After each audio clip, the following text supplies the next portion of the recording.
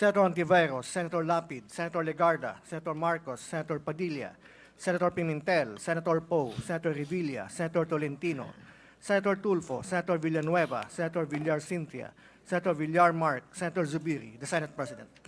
With 23 senators present, Chair declares the presence of a quorum.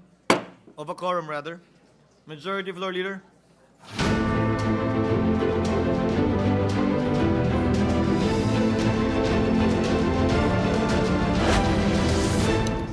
President, before we proceed with the business for the day, I'd like to acknowledge several guests. The Secretary Designee, Secretary Ramon Aliling of the Department of Human Settlements and Urban Development is present. Dr. Marwilin de la Cruz, PhilSCA President, is present. Former Mayor Lizardo of Minalaba, Camarines Sur is likewise present. Mayor Benji Tambis of Cebu is likewise present, Mr. President. To the aforementioned guests, welcome to your Senate. Mr. President, I move that we dispense with the reading of the journal of the 51st session Monday, June 2, and consider the same as approved, Mr. President, subject to the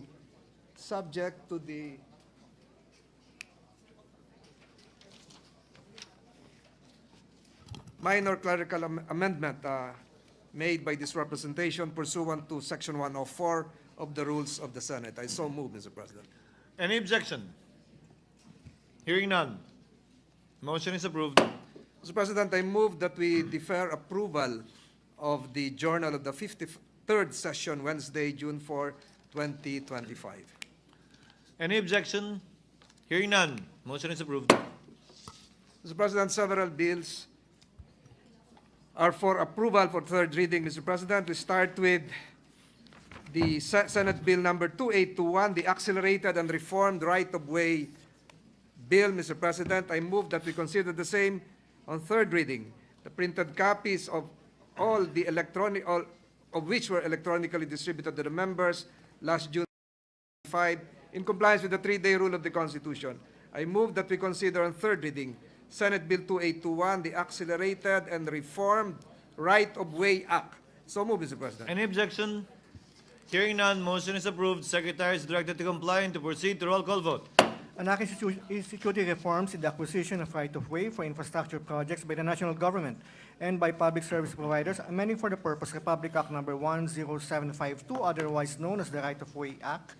Roll call vote. The Honorable Senators Binay, Cayetano A, Cayetano P, De La Rosa, Ejercito, Estrada, Gatchalian, Go, Ontiveros, Lapid, Legarda, Marcos, Padilla, Pimentel, Poe, Revilla, Tolentino, Tulfo, Villanueva, Villar C, Villar M, Zubiri, the Senate President. With 23 senators voting in the affirmative, 0 negative, 0 abstention, Senate Bill number 2821 is approved on third reading. Majority Leader. Mr. President, I move to consider on third reading Senate Bill number 2868, the bill on the Anti-Pogo Act of 2025. I so move, Mr. President. Any objection? Hearing none, Secretary is directed to comply and to proceed to roll call vote. An act banning and declaring illegal offshore gaming operations in the Philippines and other operations related thereto, repealing for the purpose RA 11,590. Roll call vote. The Honorable Senators Binay, Cayetano A, Cayetano P, De La Rosa, Ejercito, Estrada, Gatchalian, Go, Ontiveros, Lapid, Legarda, Marcos, Padilla, Pimentel, Poe, Revilla, Tolentino, Tulfo, Villanueva, Villar C, Villar M, Zubiri, the Senate President.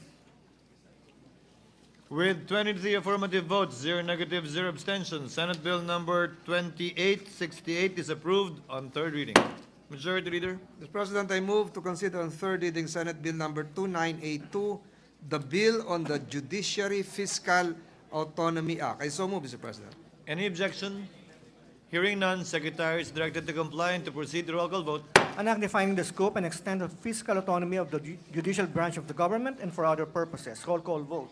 The Honorable Senators Binay, Cayetano A, Cayetano P, De La Rosa, Ejercito, Estrada, Gatchalian, Go, Ontiveros, Lapid, Legarda, Marcos, Padilla, Pimentel, Poe, Revilla, Tolentino, Tulfo, Villanueva, Villar C, Villar M, Zubiri, the Senate President.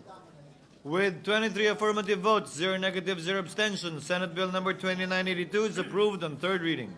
Majority Leader.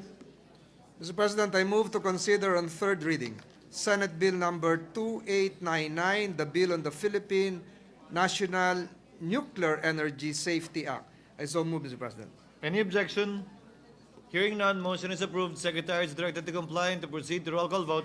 An act providing for a comprehensive legal framework for nuclear safety, security, and safeguards in the peaceful utilization of nuclear energy in the Philippines and establishing the Philippine Atomic Energy Regulatory Authority and appropriating funds therefore. Roll call vote. The Honorable Senators Binay, Cayetano A, Cayetano P, De La Rosa, Ejercito, Estrada, Gatchalian, Go, Ontiveros, Lapid, Legarda, Marcos, Padilla, Pimentel, Poe, Revilla, Tolentino, Yes. Tulfo, Villanueva, Villar C, Villar M, Zubiri, the Senate President.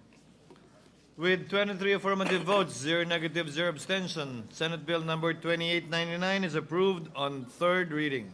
Majority Leader. Mr. President, before we proceed with the other bills and before we proceed with the designation of the members of the conference committee panel, Mr. President, this representation as the principal author of this measure would like to thank all the members of this chamber as well as Senator Alan Peter Cayetano. I will just submit into the records my speech of appreciation, Mr. President. Mr. President, I move that we proceed to the Senate President's designation of the Senate conferees of the Conference Committee report on the disagreeing provisions of Senate Bill 2899 and House Bill 9293.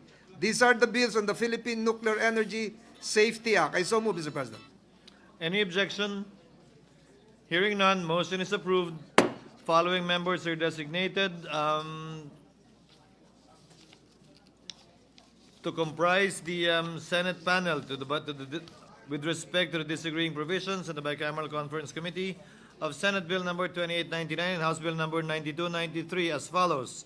Senator Alan Peter Cayetano as chairperson, this representation as member, and Senator Aquilino Pimentel III on the part of the minority. So designated. Majority Leader. Mr. President, I move to consider on third reading Senate Bill number 2903, the bill on the revised Philippine Coast Guard law. I so move, Mr. President. Any objection? Hearing none, motion is approved. Secretary is directed to comply and proceed to roll call vote. An act providing for the administrative reform and reorganization of the Philippine Coast Guard, repealing RA 9993.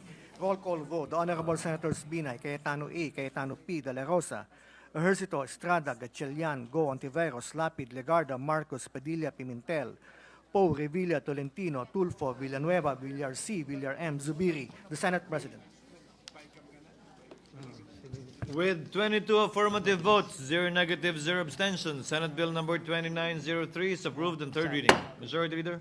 Mr. President, I move to consider on third reading the bill on the Senate Bill number 2969, the bill on the National Aviation Academy Act of the Philippines Charter Act. I so move, Mr. President. Any objection? Hearing none, motion is approved. Secretary is directed to comply and to proceed to roll call vote. An act declaring the Philippine State College of Aeronautics as a national professional institution for aviation, renaming it the National Aviation Academy of the Philippines. Roll call vote. The Honorable Senators Binay, Cayetano A, Cayetano P, De La Rosa, Ejercito, Estrada, Gatchalian, Go, Ontiveros, Lapid, Legarda, Marcos, Padilla, Pimentel, Poe, Revilla, Tolentino, Tulfo, Villanueva, Villar C, Villar M, Zubiri, the Senate President. With 22 affirmative votes, 0 negative, 0 abstentions, Senate Bill number 2969 is approved on third reading. Majority Leader. Mr. President, I move to consider on third reading Senate Bill 2999, the bill on the declaration of the State of Imminent Disaster Act. I so move, Mr. President. Any objection? Hearing none, motion is approved. Secretary is directed to comply and to proceed to roll call vote. An act establishing a mechanism on the declaration of state of imminent disaster, providing the criteria for its declaration and lifting, enabling anticipatory measures and appropriating funds therefore. Roll call vote. The Honorable Senators Binay, Cayetano A, Cayetano P, De La Rosa, Ejercito, Estrada, Gatchalian, Go, Ontiveros, Lapid, Legarda, Marcos, Padilla, Pimentel, Poe, Revilla, Tolentino, Tulfo, Villanueva, Villar C, Villar M, Zubiri, the Senate President.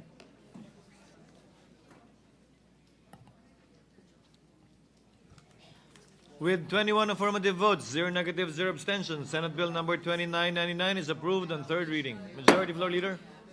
Senate President Pro Tempore is seeking the floor, Mr. President. Mr. President, What is the pleasure of the Honorable Senate President Pro Tem Jingo Estrada? this representation being the main author of this particular bill, which has been passed only on third reading, would like to insert into the records his appreciation of his speech of appreciation, and the majority floor leader has intimated to me that he wanted to be a co-author of this particular bill, Mr. President. That's all, Duly Mr. President. noted and entered into the records. Majority Floor Leader. Mr. President, the Deputy Minority Leader is seeking the floor. There might have been a misappreciation of her vote. What is the pleasure of the Honorable Deputy Minority Floor Leader, the Honorable Entreveros? Salamat, Mr. President, at salamat sa Majority Leader. I just wish to clarify that my vote on the Phil-Atom bill was recorded as a no, because it was recorded as a no, Mr. President. How was it?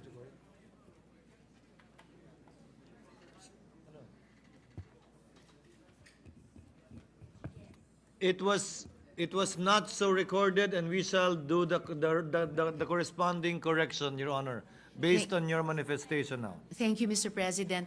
And further, I would just like to enter into the record my explanation of no vote on the Phil-Atom bill, as well while I'm here at the rostrum, Mr. President, to request also that my explanation of yes vote to the anti-POGO bill also merely be entered into the record. Salamat, Mr. President, and again to the Majority Leader.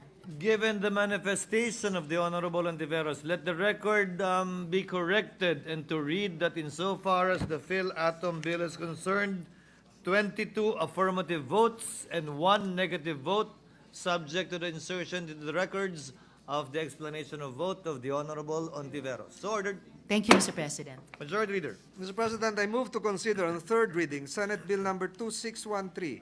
This is the bill on the equitable access to Sharia courts. I so move, Mr. President. Any objection? Hearing none, Secretary is directed to comply and to proceed to roll call vote.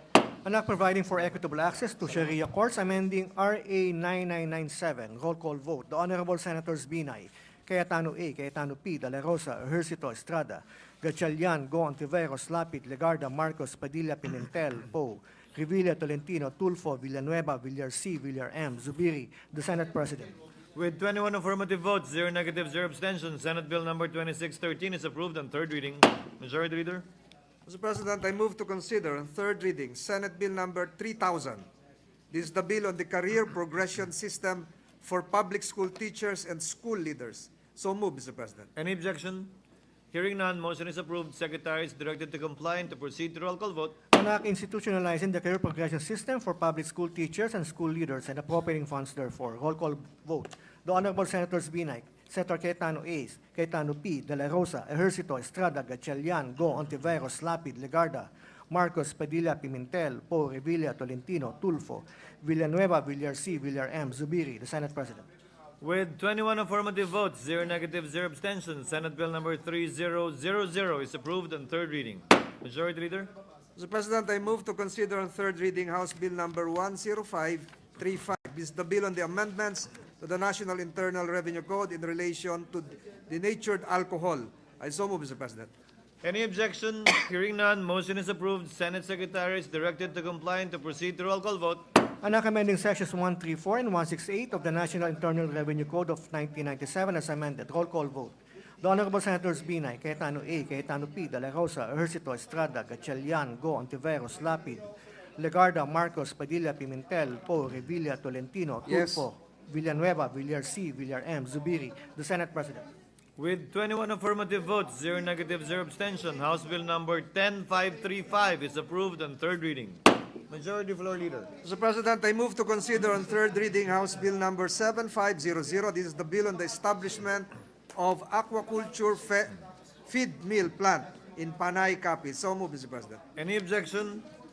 Hearing none, motion is approved. Senate Secretary is directed to comply and to proceed to roll call vote. An act establishing an aquaculture feed mill plant in Bahit, Apanay, Capiz. Roll call vote. The Honorable Senators Binay, Cayetano A, Cayetano P, De La Rosa, Ejercito, Estrada, Gatchalian, Go, Ontiveros, Lapid, Legarda, Marcos, Padilla, Pimentel, Poe, Revilla, Tolentino, Tulfo, Villanueva, Villar C, Villar M, Zubiri, the Senate President. With 21 affirmative votes, 0 negative, 0 abstention, House Bill number 7500 is approved on third reading. Majority Floor Leader. Mr. President, I move to consider on third reading House Bill number 10242. This is the bill granting electric franchise to Pampanga Rural Electric Service Cooperative, Presco. I so move, Mr. President. Any objection? Hearing none, Senate Secretary is directed to comply and to proceed to roll call vote. An act granting the Pampanga Rural Electric Service Cooperative a franchise for the conveyance of electric power to the end users in 34 barangays in Mexico, Arayat, Santa Ana, and Magalang, Pampanga. Roll call vote. The Honorable Senators Binay, Cayetano A, Cayetano P, De La Rosa, Ejercito, Estrada, Gatchalian, Go, Ontiveros, Lapid, Legarda, Marcos, Padilla, Pimentel, Poe, Revilla, Tolentino, Tulfo, Villanueva, Villar C, Villar M, Zubiri, the Senate President. With 21 affirmative votes, 0 negative, 0 abstention, House Bill number 10242 is approved on third reading. Before we continue, upon the request of and clarification of the Honorable Legarda, Chair would like to once again correct the vote in regard to Senate Bill number 2899 on the Nuclear Safety and Security Safeguards Utilization Act, for her vote to be recorded as having abstained. So for the record, the vote on Senate Bill number 2899 shall be 21 in the affirmative, 1 negative, and 1 abstention. Duly so ordered to be entered into the records. Majority Leader. Mr. President, I move to consider on third reading House Bill number 10483. This is the bill granting electric franchise to Benguet Electric Cooperative, Inc. I so move, Mr. President. Any objection? Hearing none, motion is approved. Senate Secretary is directed to comply and to proceed to roll call vote. An act granting Benguet Electric Cooperative a franchise for the conveyance of electric power to the municipalities in the province of Benguet and in Baguio City. Roll call vote. The Honorable Senators Binay, Cayetano A, Cayetano P, De La Rosa, Ejercito, Estrada, Gatchalian, Go, Ontiveros, Lapid, Legarda, Marcos, Padilla, Pimentel, Poe, Revilla, Tolentino, Yes. Tulfo, Villanueva, Villar C, Villar M, Zubiri, the Senate President. With 21 affirmative votes, 0 negative, 0 abstention, House Bill number 10483 is approved on third reading. Majority Leader. Mr. President, I move to consider on third reading House Bill number 10243. This is the bill granting electric franchise to Aklan Electric Cooperative, Akelco. I so move, Mr. President. Any objection? Hearing none, Senate Secretary is directed to comply and to proceed to roll call vote. An act granting the Aklan Electric Cooperative a franchise for the conveyance of electric power to the end users in the province of Aklan, Municipal sa Pandan and Libertad, in Antique, and in Damayan, Sapian, province of Capiz. Roll call vote. The Honorable Senators Binay, Cayetano A, Cayetano P, De La Rosa, Ejercito, Estrada, Gatchalian, Go, Ontiveros, Lapid, Legarda, Marcos, Padilla, Pimentel, Poe, Revilla, Tolentino, Tulfo, Yes. Villanueva, Villar C, Villar M, Zubiri, the Senate President. With 21 affirmative votes, 0 negative, 0 abstention, House Bill number 10243 is approved on third reading. Majority Leader. Mr. President, I move to consider on third reading House Bill number 6013. This is the bill on the creation of Barangay Pulong Bulo in San Fernando, Pampanga. I so move, Mr. President. Any objection? Hearing none, Senate Secretary is directed to comply and to proceed to roll call vote. An act creating a barangay in San Fernando, Pampanga to be known as the Barangay Pulong Bulo. Roll call vote. The Honorable Senators Binay, Cayetano A, Cayetano P, De La Rosa, Ejercito, Estrada, Gatchalian, Go, Ontiveros, Lapid, Legarda, Marcos, Padilla, Pimentel, Poe, Revilla, Tolentino, Tulfo, Villanueva, Villar C, Villar M, Zubiri, the Senate President. With 21 affirmative votes, 0 negative, 0 abstention, House Bill number 6013 is approved on third reading. Majority Leader. Mr. President, I move to consider on third reading House Bill number 5555. This is the bill on the creation of Barangay Friendship Village Resources in Norsagaray, Bulacan. I so move, Mr. President. Any objection? Hearing none, Secretary is directed to comply and to proceed to roll call vote. An act creating a barangay in Norsagaray, Bulacan to be known as the Barangay Friendship Village Resources or Barangay FVR. Roll call vote. The Honorable Senators Binay, Cayetano A, Cayetano P, De La Rosa, Ejercito, Estrada, Gatchalian, Go, Ontiveros, Lapid, Legarda, Marcos, Padilla, Pimentel, Poe, Revilla, Tolentino, Tulfo, Villanueva, Villar C, Villar M, Zubiri, the Senate President. With 21 affirmative votes, 0 negative, 0 abstention, House Bill number 5555 is approved on third reading. Mr. President, I move to consider on third reading House Bill number 10885. This is the bill establishing the Zamboanga del Sur Second District Hospital. I so move, Mr. President. Any objection? Hearing none, Secretary is directed to comply. To proceed to roll call vote. Anak establishing in San Miguel, Zamboanga del Sur, the Zamboanga del Sur Second District Hospital. Roll call vote. The Honorable Senators Binay, Cayetano A, Cayetano P, De La Rosa, Ejercito, Estrada, Gatchalian, Go. Ontiveros, Lapid, Legarda, Marcos, Padilla, Pimentel, Poe, Revilla, Tolentino. Yes. Tulfo, Villanueva, Villar C, Villar M, Zubiri, the Senate President. With 21 affirmative votes, 0 negative, 0 abstention, House Bill number 10885 is approved on third reading. Majority Leader. Mr. President, I move to consider on third reading House Bill number 11162. This is the bill establishing the Aurora Medical Center in Balera, Aurora. I so move, Mr. President. Any objection? Hearing none, Secretary is directed to comply and to proceed to roll call vote. Anak establishing in Baler, Aurora, the Aurora Medical Center. Roll call vote. The Honorable Senators Binay, Cayetano A, Cayetano P, De La Rosa, Ejercito, Estrada, Gatchalian, Go, Ontiveros, Lapid, Legarda, Marcos, Padilla, Pimentel, Poe, Revilla, Tolentino, Tulfo, Villanueva, Villar C, Villar M, Zubiri, the Senate President. With 21 affirmative votes, 0 negative votes, 0 abstention, House Bill number 11162 is hereby approved on third reading. Majority Leader. I move to consider third reading House Bill number 11163. This is the bill establishing the Liloy General Hospital in Liloy, Zamboanga del Norte. So move, Mr. President. Any objection? There being none, motion is approved. Secretary. Anak establishing in Liloy, Zamboanga del Norte, the Liloy General Hospital. Roll call vote. The Honorable Senators Binay, Cayetano A, Cayetano P, De La Rosa, Ejercito, Estrada, Gatchalian, Go, Ontiveros, Lapid, Legarda, Marcos, Padilla, Pimentel, Poe, Revilla, Tolentino, Tulfo, Villanueva, Villar C, Villar M, Zubiri, the Senate President. With 21 affirmative votes, 0 negative votes, 0 abstention, House Bill number 11163 is hereby approved on third reading. Majority Leader. I move to consider on third reading House Bill number 10080. This is the bill upgrading the Quirino Province Medical Center. So move, Mr. President. Any objection? Hearing none, motion is approved. Secretary, please. Anak upgrading the Quirino Province Medical Center in Cabariguis, Province of Quirino, into a Level 3 General Hospital. Roll call vote. The Honorable Senators Binay, Cayetano A, Cayetano P, De La Rosa, Ejercito, Estrada, Gatchalian, Go, Ontiveros, Lapid, Legarda, Marcos, Padilla, Pimentel, Poe, Revilla, Tolentino, Tulfo, Villanueva, Villar C, Villar M, Zubiri, the Senate President. With 21 affirmative votes, 0 negative votes, 0 abstention, House Bill number 10080 is hereby approved on third reading. Majority Leader. I move to consider on third reading House Bill number 10405. This is the bill establishing the Dinagat Island State College. So move, Mr. President. An objection? There being none, motion is approved.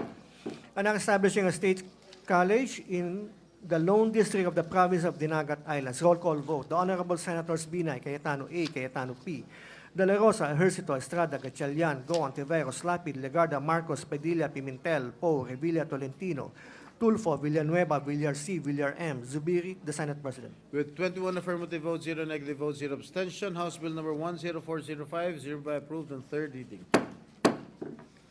Majority Leader. I move to consider on third reading House Bill number 10622. This is the bill establishing the Sarangani State College. So move, Mr. President. An objection? There being none, motion is approved. Anak establishing a state college in Alabel, Sarangani. Roll call vote. The Honorable Senators Binay, Cayetano A, Cayetano P, De La Rosa, Ejercito, Estrada, Gatchalian, Go, Ontiveros, Lapid, Legarda, Marcos, Padilla, Pimentel, Poe, Revilla, Tolentino, Tulfo, Villanueva, Villar C, Villar M, Zubiri, the Senate President. With 23 affirmative votes, 0 negative votes, 0 abstention, House Bill number 10622 is hereby approved on third reading. Majority Leader. I move to consider on third reading House Bill number 9314. This is the bill on the Rinconada State College Charter. So move, Mr. President. An objection? Hearing none, motion is approved. Anak converting the Bao Community College in Bao, Province of Camarines Sur into a state college to be known as the Rinconada State College. Roll call vote. The Honorable Senators Binay, Cayetano A, Cayetano P, De La Rosa, Ejercito, Estrada, Gatchalian, Go, Ontiveros, Lapid, Legarda, Marcos, Padilla, Pimentel, Poe, Revilla, Tolentino, Tulfo, Villanueva, Villar C, Villar M, Zubiri, the Senate President. With 23 affirmative votes, 0 negative votes, 0 abstention, House Bill number 9314 is hereby approved on third reading. Majority Leader. I move to consider on third reading House Bill number 9642. This is the bill on the Aurora State University of Science and Technologies Charter. So move, Mr. President. An objection, hearing none, motion is approved. And now converting the Aurora State College of Technology in Baler, Aurora into a state university. Roll call vote. The Honorable Senators Binay, Cayetano A, Cayetano P, De La Rosa, Ejercito, Estrada, Gatchalian, Go, Ontiveros, Lapid, Legarda, Marcos, Padilla, Pimentel, Poe, Revilla, Tolentino, Tulfo, Villanueva, Villar C, Villar M, Zubiri, the Senate President. With 22 affirmative votes, 0 negative, 23, I stand corrected. With 23 affirmative votes, 0 negative votes, 0 abstention, House Bill number 9642 is hereby approved on third reading. Majority Leader. I move to consider on third reading House Bill number 11162. This is the bill establishing the Aurora Medical Center in Baler, Aurora. So move, Mr. President. An objection, hearing none, motion is approved. And now converting the Aurora State College of Technology in Baler into a state university to be known as Aurora State University of Science and Technology. Roll call vote. The Honorable Senators Binay, Cayetano A, Cayetano P, De La Rosa, Ejercito, Estrada, Gatchalian, Go, Ontiveros, Lapid, Legarda. Sir JB, next. Approve this on third reading. We Number proceed 25. to the next one. House Bill number 9155. 25.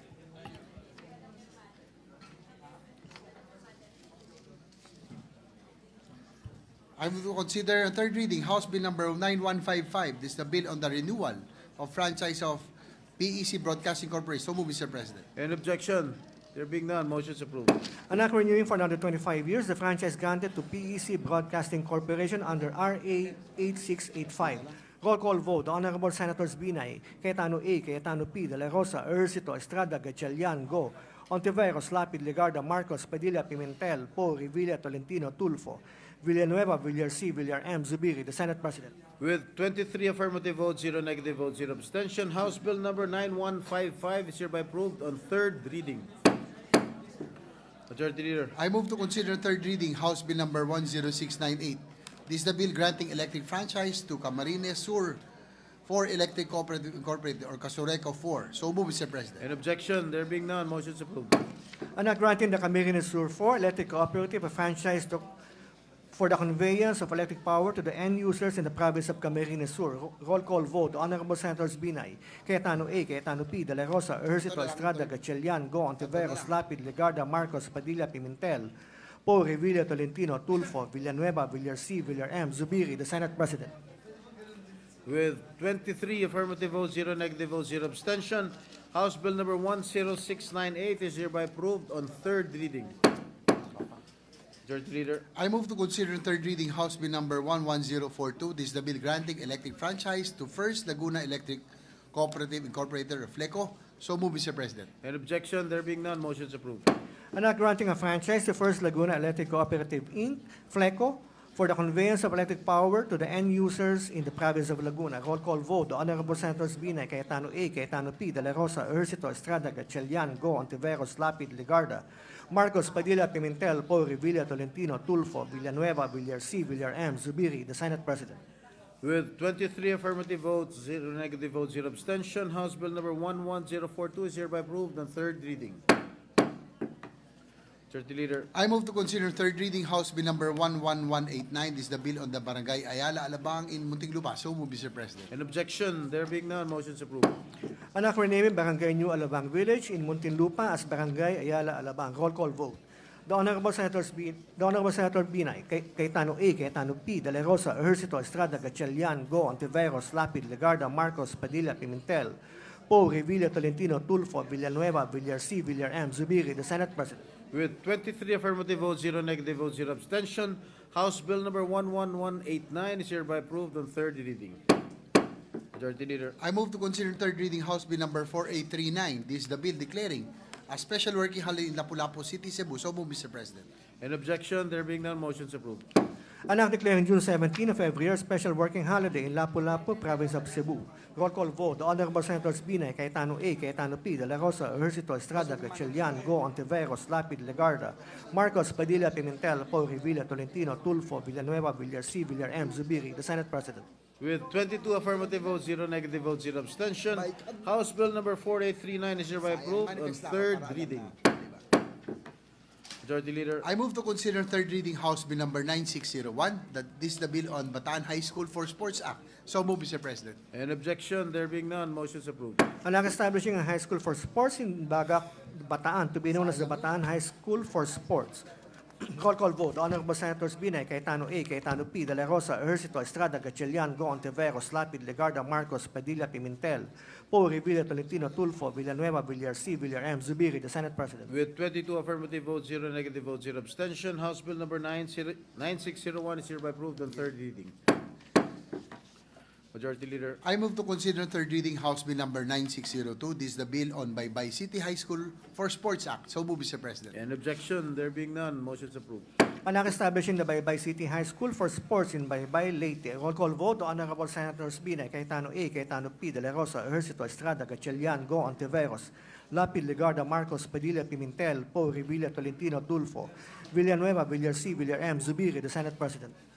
With 22 affirmative votes, 0 negative votes, 0 abstention, House Bill number 9602 is hereby approved on third reading. Majority Leader. I move to consider third reading House Bill number 11038. This is the bill establishing Doos del Norte National High School in Leyte. So move, Mr. President. An objection, there being none, motion is approved. An act establishing a national high school in Doos del Norte, Hindang, Leyte, to be known as Doos del Norte National High School. Roll call vote. The Honorable Senators Binay, Cayetano A, Cayetano P, De La Rosa, Ejercito, Estrada, Gatchalian, Go, Ontiveros, Lapid, Legarda, Marcos, Padilla, Pimentel, Paul, Revilla, Tolentino, Tulfo, Villanueva, Villar C, Villar M, Zubiri, the Senate President.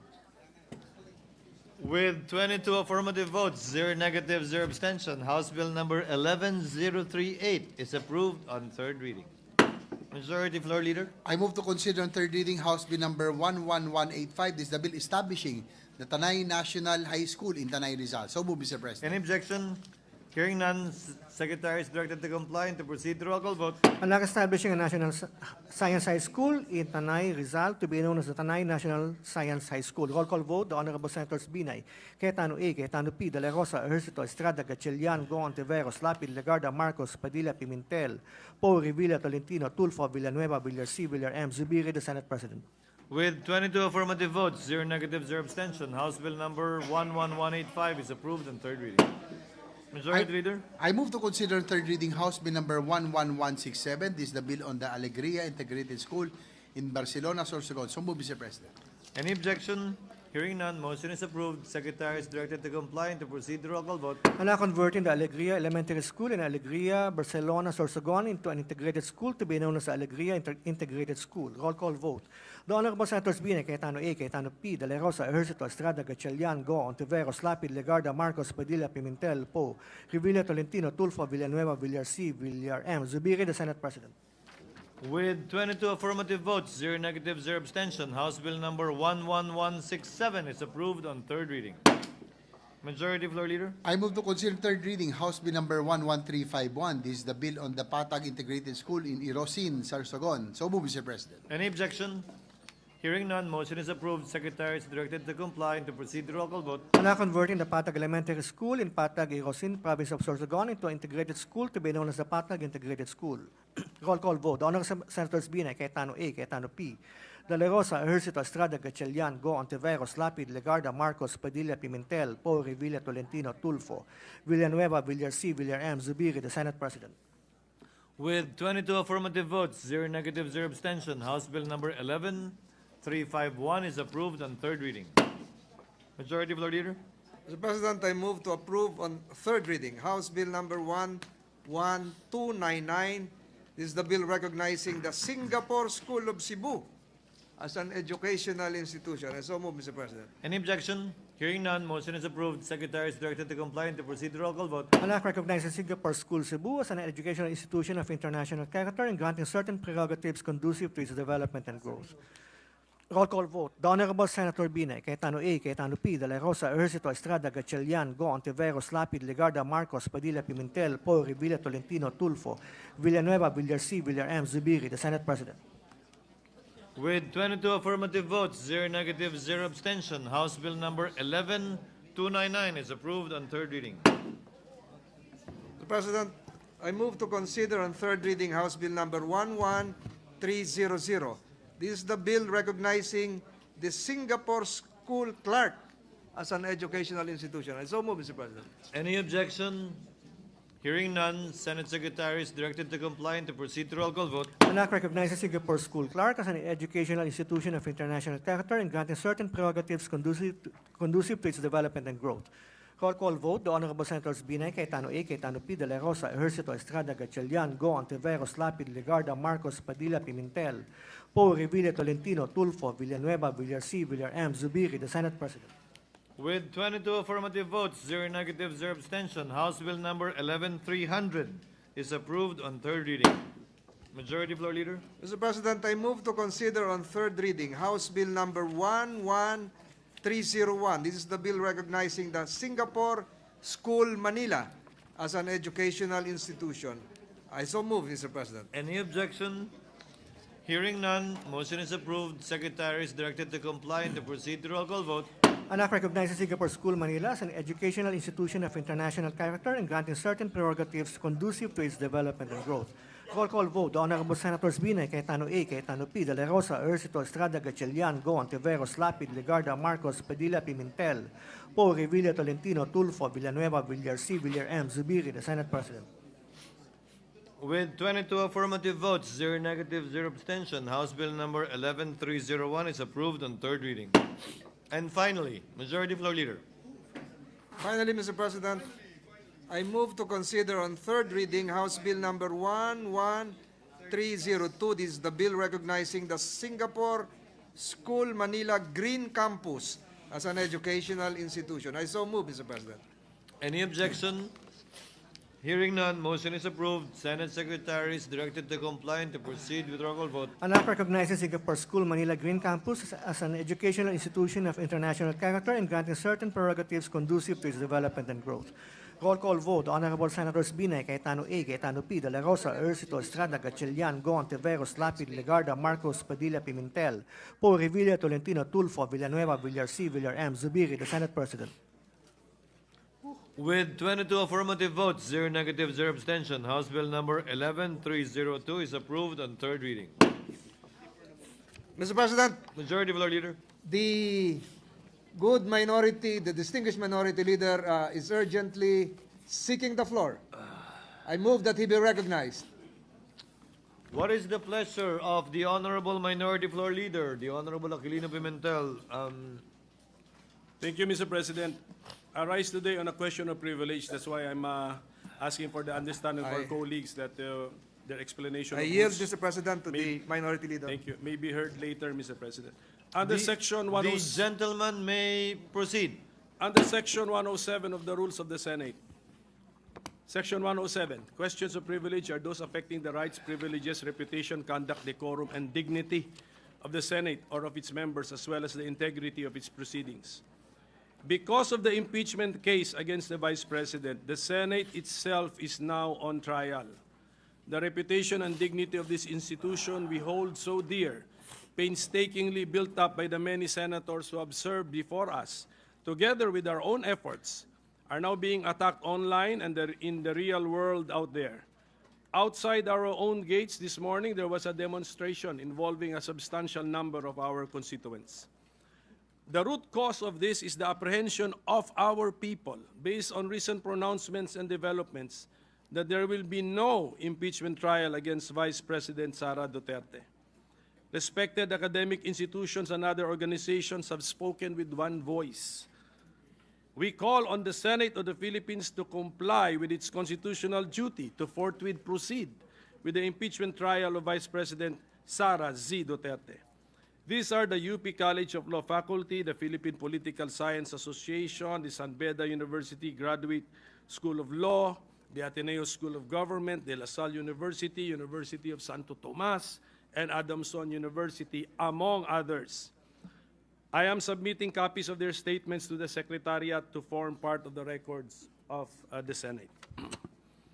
The people have also taken to Facebook, TikTok, Twitter, and other social media platforms to voice their concerns and frustrations. Across these channels, the sentiment is clear and growing. Nagkaroon ng agam-agam ang taong bayan. Bakit parang pinapatay na ang impeachment proceedings? This question reflects a deep unease among our citizens, a growing fear that the impeachment process is being deliberately stalled or even quietly ended. There is confusion as well as distrust at a time when our constitutional duty demands decisive and quick action and not unnecessary delays and endless debate on whether our duty is optional, captured by the phrase, if at all. What is that constitutional duty which I have just mentioned? It is a mandate or directive addressed to the Senate and is found in Article 11, Section 3, Paragraph 4 of the 1987 Constitution. And I will read it. In case the verified complaint or resolution of impeachment is filed by at least one-third of all the members of the House of Representatives, the same shall constitute the articles of impeachment, and trial by the Senate shall forthwith proceed. Since the time we received the articles of impeachment from the House of Representatives on February 5, 2025, I have been very vocal that trial by the Senate shall forthwith proceed. I wrote the Senate President a letter dated February 14, 2025, expressing the following ideas, and I quote from the said letter. According to the Merriam-Webster Online Dictionary, forthwith means without any delay or without interval of time. Its synonyms include immediately, instantaneously, instantly, presently, promptly, right away, right now, straight off, and straight away, among others. Considering that the 1987 Constitution was promulgated in both English and Filipino, we must examine its official Filipino translation. Kung ang pinanumpaang sakdal o resolusyon sa impeachment ay iniharap ng isang katlo man lamang ng lahat ng mga kagawad ng kapulungan, iyon ay dapat bumuo sa articles of impeachment at dapat isunod agad ang paglilitis ng Senado. The Filipino translation for forthwith is agad, which conveys immediacy. The synonyms of this Filipino word include madali, bigla, dagli, o kara-karaka, which denote urgency or promptness. The above elaboration affirms that it is the Senate's duty to act on the impeachment case of Vice President Sara Duterte without any delay or without interval of time. I repeat that this is the Senate's duty. I am submitting a copy of my letter dated February 14, 2025 to the Senate Secretariat to form part of the records of the Senate. In spite of all of my efforts, member of the minority na nga ako, I am also being hit by all these attacks against the Senate. How much more kayo pong nasa majority? We should all be concerned about what is happening. One writer wrote, all of the country's senators, yes, all of them, as embodiments of the Senate, are failing the Filipino people. Hence, I have every right to stand up to express my question of privilege as I worry about our beloved institution's reputation, integrity, dignity, and even our place in Philippine history. It is now June 9, 2025, or more than 4 months since the filing of the articles of impeachment, and the Senate has not yet started the trial. Tama lang po na mainip ang taong bayan kung kailan ba natin gagampanan ang constitutional duty natin. Indeed, there is a reason for the no trial fears of our countrymen. To remind us, the articles of impeachment transmitted by the House of Representatives on February 5, 2025 read as follows. Article 1, respondent betrayed the public trust, committed culpable violations of the Constitution, and/or committed high crimes in contracting an assassin and plotting to murder or assassinate the incumbent president, the First Lady, and Speaker of the House of Representatives, as publicly admitted by her in a live broadcast. Article 2, respondent betrayed the public trust and/or committed graft and corruption in her misuse and malversation of confidential funds appropriated to the office of the Vice President, open and close parenthesis, OVP, and the Department of Education, open and close parenthesis, DepEd. Article 3, respondent betrayed the public trust and/or committed bribery and/or other acts of graft and corruption in violation of Republic Act Number 3019. Article 4, respondent committed culpable violations of the Constitution and/or betrayal of public trust in amassing unexplained wealth and failing to disclose all her properties and interest in properties in her statement of assets and net worth, open and close parenthesis, SAL-N, in violation of Section 17, Article 11 of the 1987 Philippine Constitution. Article 5, respondent committed other high crimes, including the high crime of murder and conspiracy to commit murder. Article 6, respondent by herself and/or in concert with others committed acts of destabilization constituting at least a betrayal of public trust and/or culpable violations of the Constitution, and even the high crimes of sedition and insurrection. Article 7, the totality of respondents' conduct as Vice President, including her commission of the foregoing acts, clearly display conduct constituting a betrayal of public trust, culpable violations of the 1987 Constitution, and graft and corruption. These allegations are serious. They demand nothing less than a prompt and faithful discharge of our constitutional duties. Actually, all matters of impeachment are serious and important. Just look at the grounds provided by the Constitution: culpable violation of the Constitution, treason, bribery, graft and corruption, other high crimes, and betrayal of public trust. The Senate President refused to convene the Senate as the impeachment court from February to May 2025 because he believes that the Senate could not act on the articles of impeachment while it was not in legislative session. We have an honest difference of opinion on this matter. For the record, I believe that the Senate has a separate existence as the impeachment court from the Senate, which is a part of the legislative department. The Senate as the impeachment court is governed by Article 11 of the 1987 Constitution. The Senate as a part of the legislative department is governed by Article 6. In short, legislative functions of the Senate are found in Article 6. The other functions of the Senate found outside of Article 6 of the Constitution are therefore what we can call the Senate's non-legislative functions. This conclusion is bolstered by the case of Pimentel Jr. versus Joint Committee of Congress, which involved the function of the Senate as part of the National Board of Canvassers for President and Vice President, a function which is found in Article 7 of the Constitution.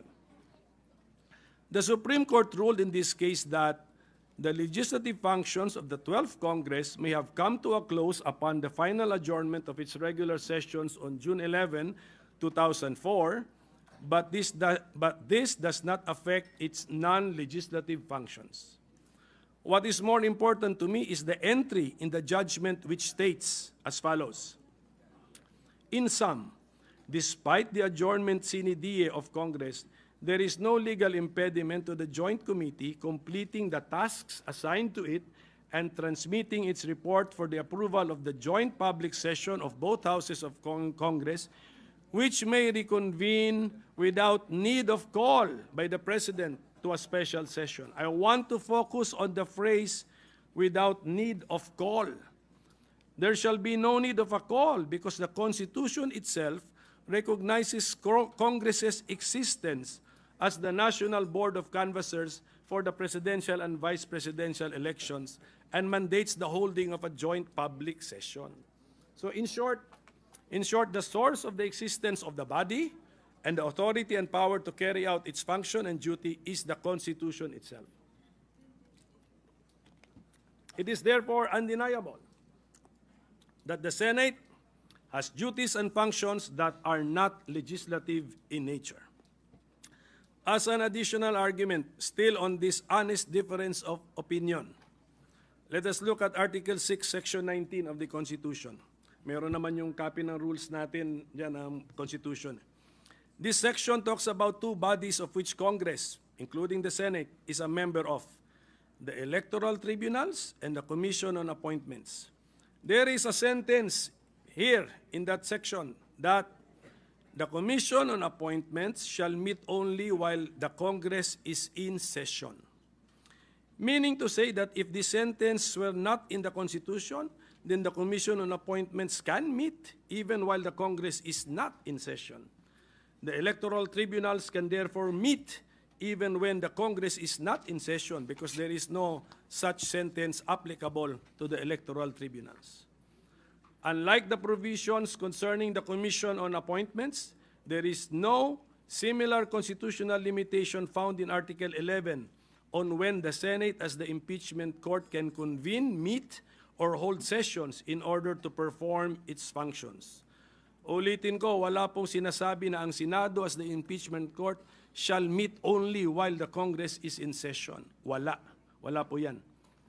Clearly, therefore, the Senate as the impeachment court could have proceeded with the trial of the articles of impeachment even if the Senate as a legislative body was not in session. But that period of time from February to May 2025 is lost time already, like water which has passed under a bridge. To remedy the situation, let us focus on the here and now.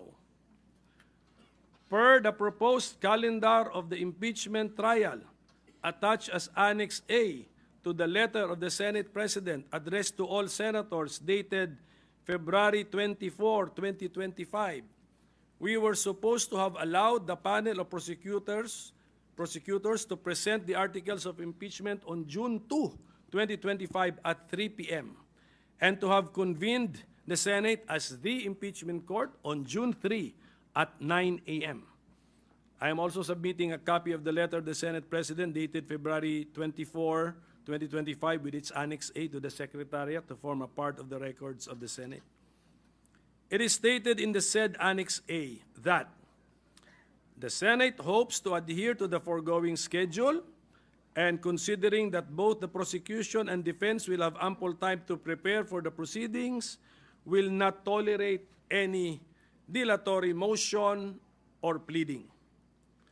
Before June 2 arrived, on May 29, the Senate President vacated this proposed calendar of the impeachment court and transferred the presentation of the articles of impeachment by the panel of prosecutors to June 11, 2025, which is a critical date because that happens to be the last day of the legislative session of the Senate per our existing legislative calendar.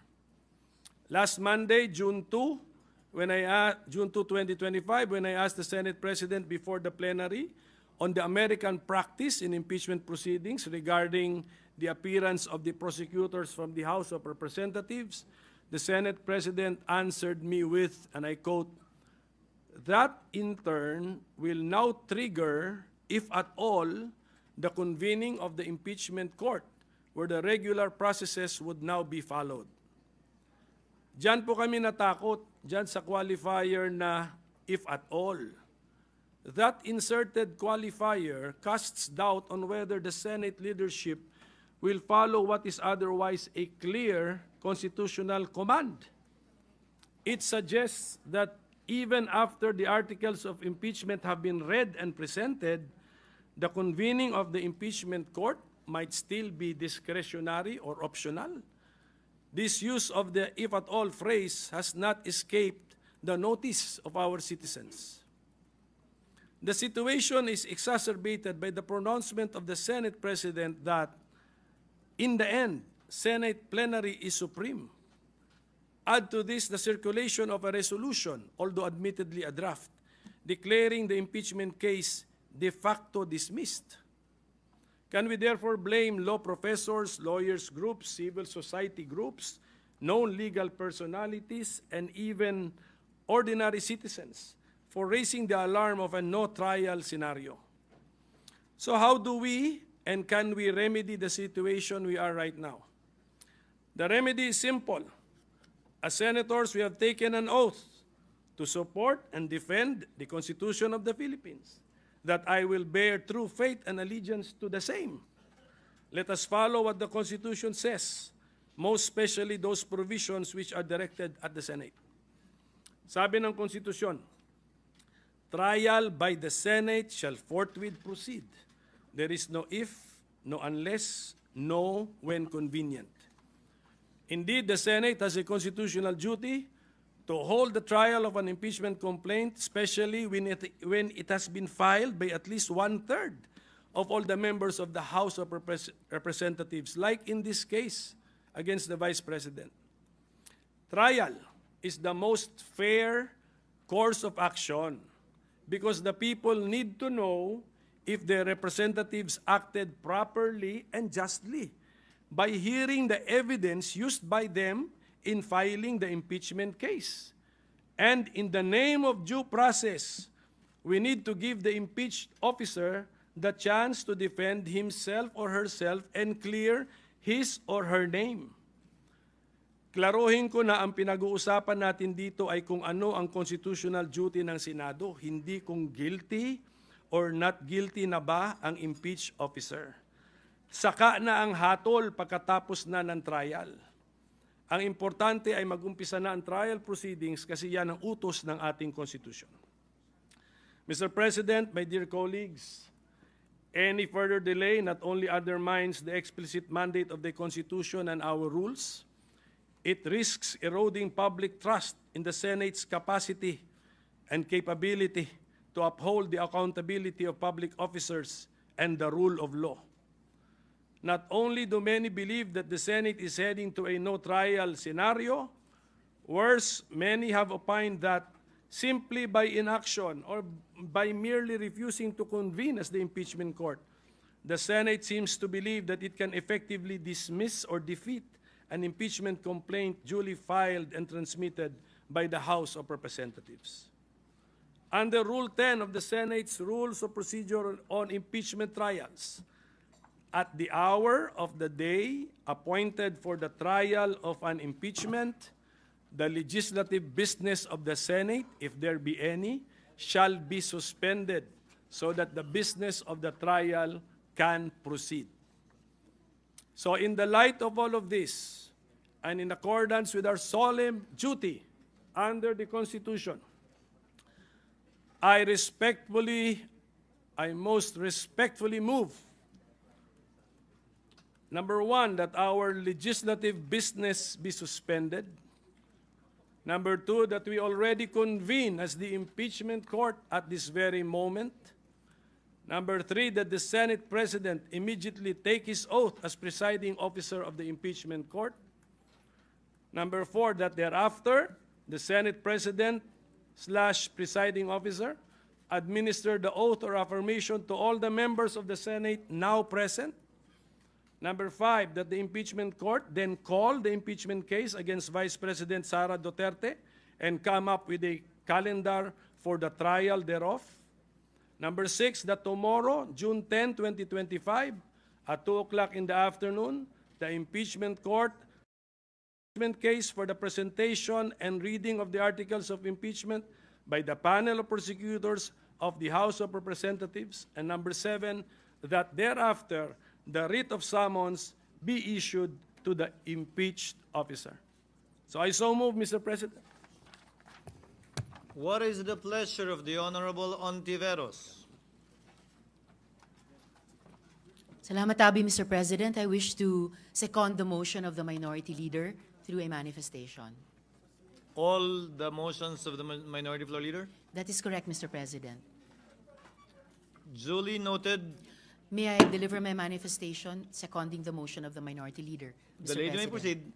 Salamat habi, Mr. President. I second the motion of the good minority leader. Forthwith, and with no further delay, the Senate President must be placed under oath as presiding officer. He must then administer the oath to the members of the Senate as judges of the impeachment court.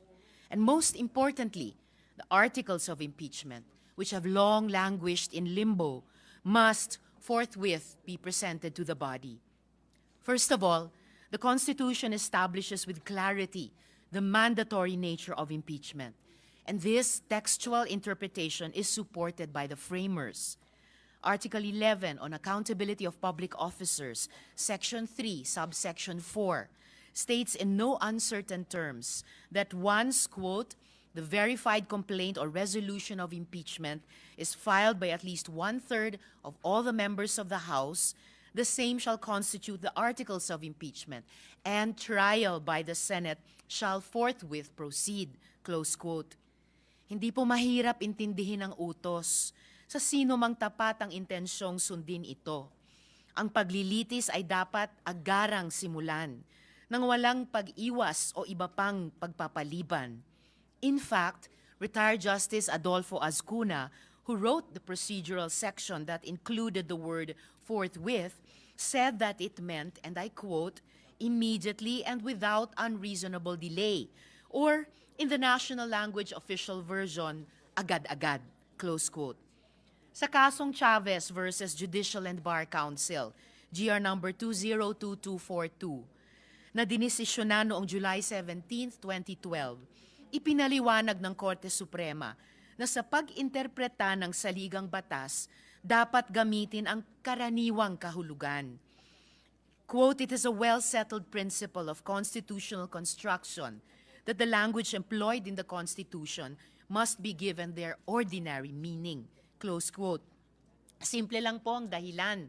Quote, the Constitution is not merely or not primarily a lawyer's document, but essentially that of the people, in whose consciousness it should ever be present as an important condition for the rule of law to prevail.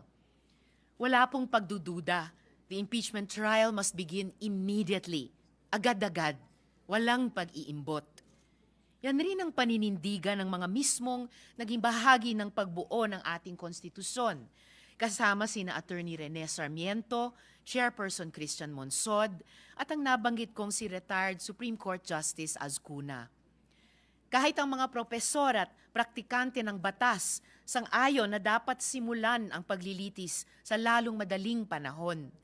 Kasama dito ay mula sa Philippine Bar Association, University of the Philippines College of Law, Ateneo Schools and Colleges of Law, De La Salle University Tanyada Diokno School of Law, San Beda University Graduate School of Law, Philippine Law School, University of Santo Tomas, Lyceum of the Philippines College of Law, Adamson University College of Law, Colegio de San Juan de Letran, at Union of People's Lawyers Mindanao. I will submit these statements to the Secretariat and ask that they be made part of the official records of the Senate as annexes to this manifestation, seconding the motion of the minority leader. Moreover, a textual reading of the provisions on impeachment vis-a-vis the other provisions involving the legislature actually supports the contention that the impeachment proceeding is not bound by the legislative calendar. Ayon sa saligang batas, quote, the Commission on Appointments shall meet only while the Congress is in session at the call of its chairman or a majority of all its members to discharge such powers and functions as are herein conferred upon it, close quote. There is no such qualifier to be found in the provisions on impeachment. Secondly, beyond the textual clarity of the Constitution, the law should be interpreted to give life to its spirit. Ratio legis est anima. I am here before you to also appeal to the deeper purpose of the law. And the spirit of the impeachment power is unmistakable. It is accountability. It is to ensure that no public officer, however powerful, is above the Constitution. Sinasabi nila na ang impeachment ay nasa Article 11 or Accountability of Public Officers portion ng ating saligang batas at hindi nasa legislative powers o Article 6 to underscore that impeachment was never meant to be part of the legislative process. Tama po iyon. However, there is a deeper reason to be fleshed out. It is because the power to impeach is, at heart, the power, nay, the duty to hold public officers accountable and to protect democracy from the abuse of power by the highest officials, public officials of our land. This process must not be rendered impotent through procedural subterfuge. Dapat po nating alalahanin na ang salita at diwa ng mga probisyon ng saligang batas ay hindi dinesenyo para lang paglaruan ng mga abogado. Itinakda ang mga ito para bigyang kahulugan at kapangyarihan ang taong bayang Pilipino. Sa pinakaunang probisyon ng Article 11, kung saan matatagpuan ang impeachment, ay nakasaad, quote, "Public office is a public trust. Public officers and employees must at all times be accountable to the people," close quote. Sa Article 1, Section 1 naman, quote, "Sovereignty resides in the people and all government authority emanates from them," close quote. Ang kapangyarihan ng bawat opisyal ng pamahalaan ay hinihiram lang po natin sa taong bayan. At ang kapangyarihang ito ay nakasalalay sa patuloy nilang pagtitiwala at sa patuloy nating pagiging katiwa-tiwala. Ang pagdinig ng mga akusasyon sa impeachment trial ay itinalaga ng saligang batas para sukatin kung karapat-dapat pa ring patuloy na ipagkatiwala sa mga pinakamataas na opisyal ng pamahalaan ang lubos na kapangyarihang iniatas ng taong bayan sa kanila. Proteksyon nito laban sa pagbabaluktot ng batas, malubhang abuso, korupsyon at pagtataksil sa interes ng publiko. Ang pagtakas sa responsibilidad na ito ay insulto sa bawat Pilipino. Thirdly, nothing in the Senate Rules of Procedure in impeachment trials provides basis for this inordinate delay. Much has been said about attempts to follow proper procedure. But our own Senate Rules of Procedure on impeachment trials are bereft of any basis to justify the undeniable delay that has defined the Senate's proceedings thus far. Wala pong sinabi sa rules on impeachment na susundin ang legislative calendar, na bawal mag-impeachment trial on legislative recess, o na pag tinransmit sa last day yung articles of impeachment, ay kailangang in limbo ito, nakabitin sa ere. The inaction of our body on the articles of impeachment transmitted by the House of Representatives on February 5, 2025, is not because of anything definitive or inescapable written in the rules. Hindi po tayo inipit ng rules. Hindi po natin pwedeng sabihin na wala tayong choice, that we were straitjacketed by what our rules on procedure provided. We had a choice every step of the way. And our choice has been to delay, to drag our feet, to hide behind what we say are legal ambiguities. Tapos ngayon, if I might add, biglang bibilisan. An impeachment trial of all of 3 days. We've dragged our feet for several months, and then suddenly we tell the Filipino public that we are able to sift through the evidence and exact accountability from the second highest official in our land within a period of 3 days. What insanity is this? Lastly, I wish to address the point made by the good Senate President, who stated that the Senate cannot be dictated upon and that the Senate plenary is supreme. Respectfully, while the Senate is granted the power and duty to try and decide impeachment cases, its authority is not unbounded. If it acts in violation of the Constitution itself, it can and should be corrected. Wala po sa rules na ang pagsisimula ng paglilitis at pag-convene ng impeachment court ay kailangan pang pagbotohan at aprubahan ng mayorya. Anyone who objects to commencing the impeachment trial is objecting to the Constitution itself. In the case of Francisco Jr. versus House of Representatives, GR number 160261, promulgated on November 10, 2003, the Supreme Court ruled, quote, "It is basic that all rules must not contravene the Constitution, which is the fundamental law. If, as alleged, Congress had absolute rule-making power, then it would by necessary implication have the power to alter or amend the meaning of the Constitution without need of referendum," close quote. Wala pong kapangyarihan ang Senado na iwaksi ang malinaw na utos ng saligang batas. Hinihimo ko po ang pinuno at mga kasamahan ko sa Senado. Sundin po natin ang malinaw na mandato ng saligang batas. Galangin po natin ang taong bayang nagbigay ng tiwala sa atin. At simulan na po natin ang impeachment trial na ito. Dapat ay madali ang dinggin ito at ang paglilitis, sinsero at hindi minamadali. Takulang pasasalamat, Mr. President. Duly noted and entered into the records. What is the pleasure of the Honorable Senator Tolentino? Mr. President, we heard a few minutes ago the the statement delivered by the distinguished minority leader.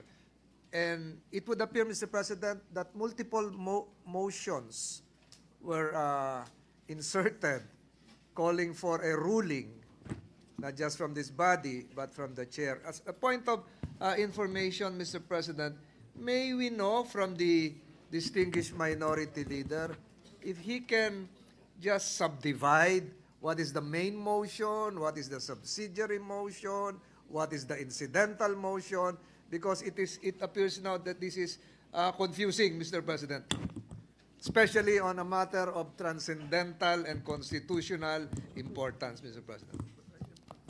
With the permission of the Senate President. Before recognizing the Honorable Minority Leader, what is the pleasure of the Thank you. Honorable Villanueva? Thank you, Mr. President. Thank you, Minority Leader, Majority Leader. With the indulgence of our dear colleagues, this might be a prejudicial question before we actually dispense with the motion of the Minority Leader. But first things first, Mr. President, let me state for the record this representation's position from day one, Mr. President. The word forthwith, the crossing from 19th to 20th Congress, everything that the Minority Leader mentioned, Mr. President, ay sinishare ng representation na ito.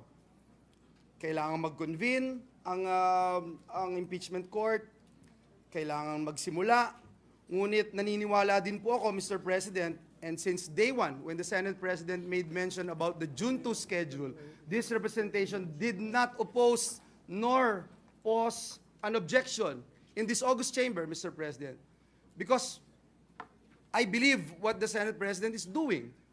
When he extended it to June 11, I don't see any reason, or I would say undue delay, unnecessary delay, etc., because I think all of us here during that time would agree that the trial would commence on the 20th Congress.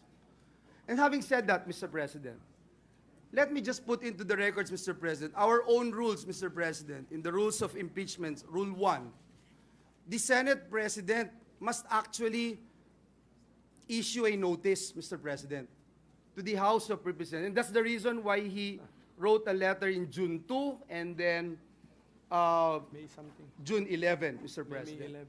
If I heard it right, Mr. President, and that's why I wanted to be clarified on this particular issue. If I heard it right, the Minority Leader's motion is for us to stop legislative work and start taking the oath of the Senate President as the presiding officer of the impeachment court and the senator judges. It would also mean, Mr. President, that we assume that the impeachment proceeding, the articles of impeachment had already been referred, Mr. President, because we have not. And so let me just put that on record, Mr. President. And again, I thank the minority leader and again share his views about the immediate convening of our impeachment court. And I don't see any reason, Mr. President, why we should convene now than on Wednesday, Mr. President, which is 2 days from now. Thank you, Mr. President. Thank you, Minority Leader. So, Mr. President, so that we can The minority leader will respond to the so we can dispose of the pending clarification matter. asked for Yes. by Senator Tolentino. Yes. Yes. You may proceed, sir. So that the body can properly act on the pending matter, which I have raised in my question of privilege based on our rules. I therefore move that we already convene as the impeachment court at this very moment, Mr. President. That's the motion, Mr. President. And we expect a ruling, Mr. President. If I may, I have already mentioned earlier, Mr. President, and because this representation wouldn't want to raise a point of order. And again, for the record, I share the sentiments of the minority leader.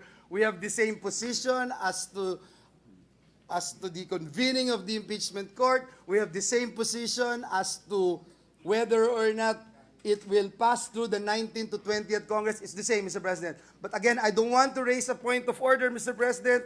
But in our rules, Mr. President, you yourself, in Rule 1 of the Rules of Procedure on impeachment trials, let me quote, Mr. President, when the Senate receives articles of impeachment pursuant to Article 11, Section 2 and 3 of the Constitution, the President of the Senate shall inform the House of Representatives that the Senate shall take proper order on the subject of impeachment and shall be ready to receive the prosecutors on such time and date as the Senate may specify. So, Mr. President, I wanted to find out if the motion of the minority leader will push through, what would happen, Mr. President, if you have not issued any notice, Mr. President? What would happen to your letters na from June 2, ginawa nating June 11?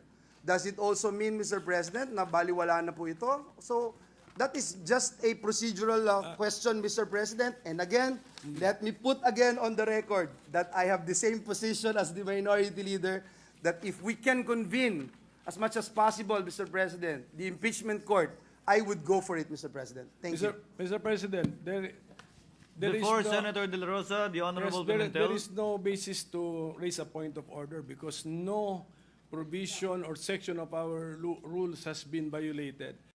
That factual question from our colleague that the Senate President shall take proper order on the subject of impeachment has been done. There is a letter from the Senate President to the House dated May 19, 2025. Which will be on June 11, Your Honor. No.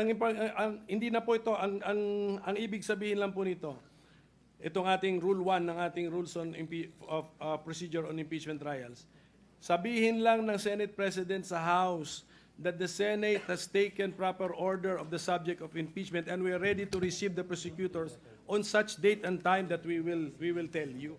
So yun na po yun. So I think this has been satisfied by the does the Secretariat confirm na May 19, 2025 communication from the Senate President to the House of Representatives? Tama po ba?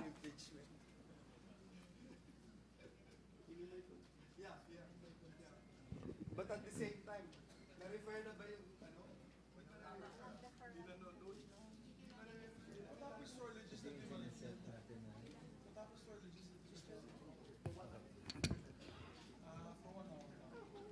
The Secretariat confirms a letter dated May 19, setting the convening of the impeachment court supposedly on June 3, which was later on amended at a later date, setting it on June 11. Before recognizing the Honorable De La Rosa, Chair would like to make of record that as stated in the February 24, 2025 letter of the chair to all the members of the Senate, where we quoted all the relevant Supreme Court decisions and rules and the basis for the action of the Senate President and Chair, namely, cite precedents as well as the practice both in the past by the Senate of the Philippines and by the U.S. Senate na nagsasabi, kailangan mabasa in open session ang articles of impeachment. This is clear from the practice in the United States where we lifted, as the gentleman previously stated, more than a majority of our rules, and this was also done in the impeachment complaint. The only impeachment complaint that actually went through to the end during the impeachment trial of Chief Justice Corona. The impeachment articles were read in plenary before it was referred to the impeachment court. However, it was done by the majority leader at that time. That was the first time it was done, not written in our rules too, but when the Secretariat checked precedents and practice in the United States, it was actually the House prosecutors that did it, or who usually does it in the United States. Hence, the notice given for the June 2nd, June 3rd reading by the House prosecutors of the articles of impeachment. Thereafter, that will now be referred to the impeachment court, which will give rise to the creation of the impeachment court, the oath of this representation, as well as the members of the Senate, and the convening of the court to approve its rules and to set the calendar of the court, both either in this Congress or in the next Congress. For the record, as stated by Senator Villanueva, and as I stated, both off the record, meaning in media interviews, that the chair is of the belief that this will cross over to the 20th Congress, very much like the citations given by the Honorable Pimentel, not only because presidents in the U.S. so state, we have our own precedents too with respect to the Senate Electoral Tribunal, where the questions pertain to a term spanning 6 years, which therefore crosses over to the next Congress, despite the fact that the members of the Supreme Court constituting the SET and members of the Senate constituting the SET have been changed in the course of the change of the new Congress. And finally, as a point, Chair also made known its position that as a general rule and as a general principle, the law frowns upon starting something and not finishing it. Tulad na lamang ng mga kaso na nakabinbin sa korte, hindi porkit nagpalit ng judge o nagpalit ng mga maestrado ng korte, automatic dismissed yung kaso. Magpapatuloy yung kaso hanggang yon ay matapos. Before recognizing Senator Pimentel, may I ask, what is the pleasure of the Honorable De La Rosa, who was earlier raising his hand in the middle of the discussions? Mr. President, if I may, just very quick, With the permission Mr. President, of the with the Honorable permission De La of Rosa, my two colleagues, The Mr. Honorable President, Pimentel, the Honorable very Cayetano, short, Senator Mr. President. Villanueva is Very short. recognized. Thank you very much, Mr. President. Very short lang, Mr. President. Again, I am in the same position of the minority leader, but I just wanted to make sure that we are doing the right thing, the right process, and that we are, because we are men of rules, Mr. President, we wanted to make sure that we are in the right position to do this. The reading and the referral of the articles of impeachment in session, Mr. President, was done during the impeachment of former President Estrada, November 14, 2000. During the impeachment of Ombudsman Gutierrez, it was also referred, Mr. President, in session, during the last day of session, March 23, 2011. In the impeachment of Chief Justice Corona, it was also referred, Mr. President. It's just that, that's why, Mr. President, I just have this belief that we should refer first, Mr. President, before we can make that motion. And I will join the gentleman from the minority, Mr. President. Thank you, Mr. President. Noted. Senator, what is the pleasure of the Honorable Cayetano? Thank you, Mr. President. Mr. President, I just have to be clarified on some points, and this is in relation, of course, to the minority leader, the deputy minority leader, and to our former majority leader. So if I may proceed and just lay out the basis for my inquiry. The gentleman may proceed. Well, first let me start out by saying I pray for wisdom for all of us, and I ask everyone to continue to pray for wisdom for us. I also like to state before I say my inquiry, it's unfair to just blame the Senate President. 23 naman tayong senador eh. Conscious naman tayo lahat ng February 5. Nandito naman tayo, pwede naman tayo mag-object ng nung nag-adjourn, nung final yan. So, as the minority leader said, nandyan na yan, wag na natin tignan yung nakalipas. Forward na tayo, no? Second, I just want to comment dun sa mga law schools. I appreciate it, and I'm happy they're very active, and I'm happy that they have statements. But may I advise them also to be consistent? Kasi si Congressman Cardema nag-file ng impeachment laban sa Pangulo. Hindi tinanggap sa House eh. Wala naman ako narinig na mga sinasabi na dapat ang konstitusyon masunod at dapat tinanggap ng House yan. So, of course, hindi naman trabaho ng mga law schools na in each and every impeachment case magsalita. Pero in a highly charged environment, can you imagine, Mr. President, during the campaign, sa mismong media interviews ng top news channels natin, tatanungin yung kandidato, pag kayo nanalo, are you for or against the impeachment case? Eh, klaro naman ang sagot dun eh. Ang sagot dun, hindi kami pwede mag-comment kasi magiging judge kami. Pero hindi. Sinagot pa rin ng mga kandidato at tinanong pa rin ng media. Pero kung konstitusyon ang masusunod, ang sagot doon iisa lang, mag-o-oath kami, dapat neutral kami. Eh kaya lang eleksyon eh. Kasi masama naman talaga timing ng pagka-file nito eh. Magpa-file ka during the campaign. That's the reality there.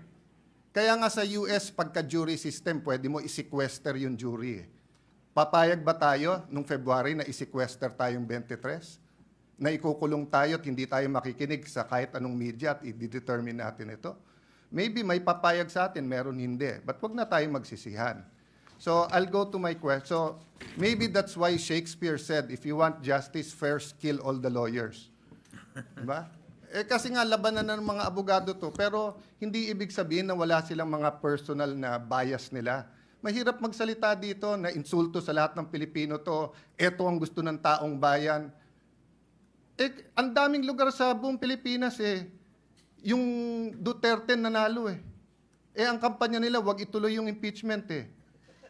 So, sasabihin ko ba na yun ang will ng tao? Pero kung titingnan ko naman lahat ng comments ngayon sa Facebook, sa SOCMED, gusto naman ituloy. Pati si Vice President Sara, sabi niya, I want to be held accountable. So, siya yung ba sabihin ko, yan ang gusto ng taong bayan. Napakahirap po nung sitwasyon natin. That's why we need wisdom. But first question ko po, prejudicial question. Ano bang rules ang unang masusunod? Rules ng Senate o rules ng impeachment? Bakit to importante at bakit to prejudicial question?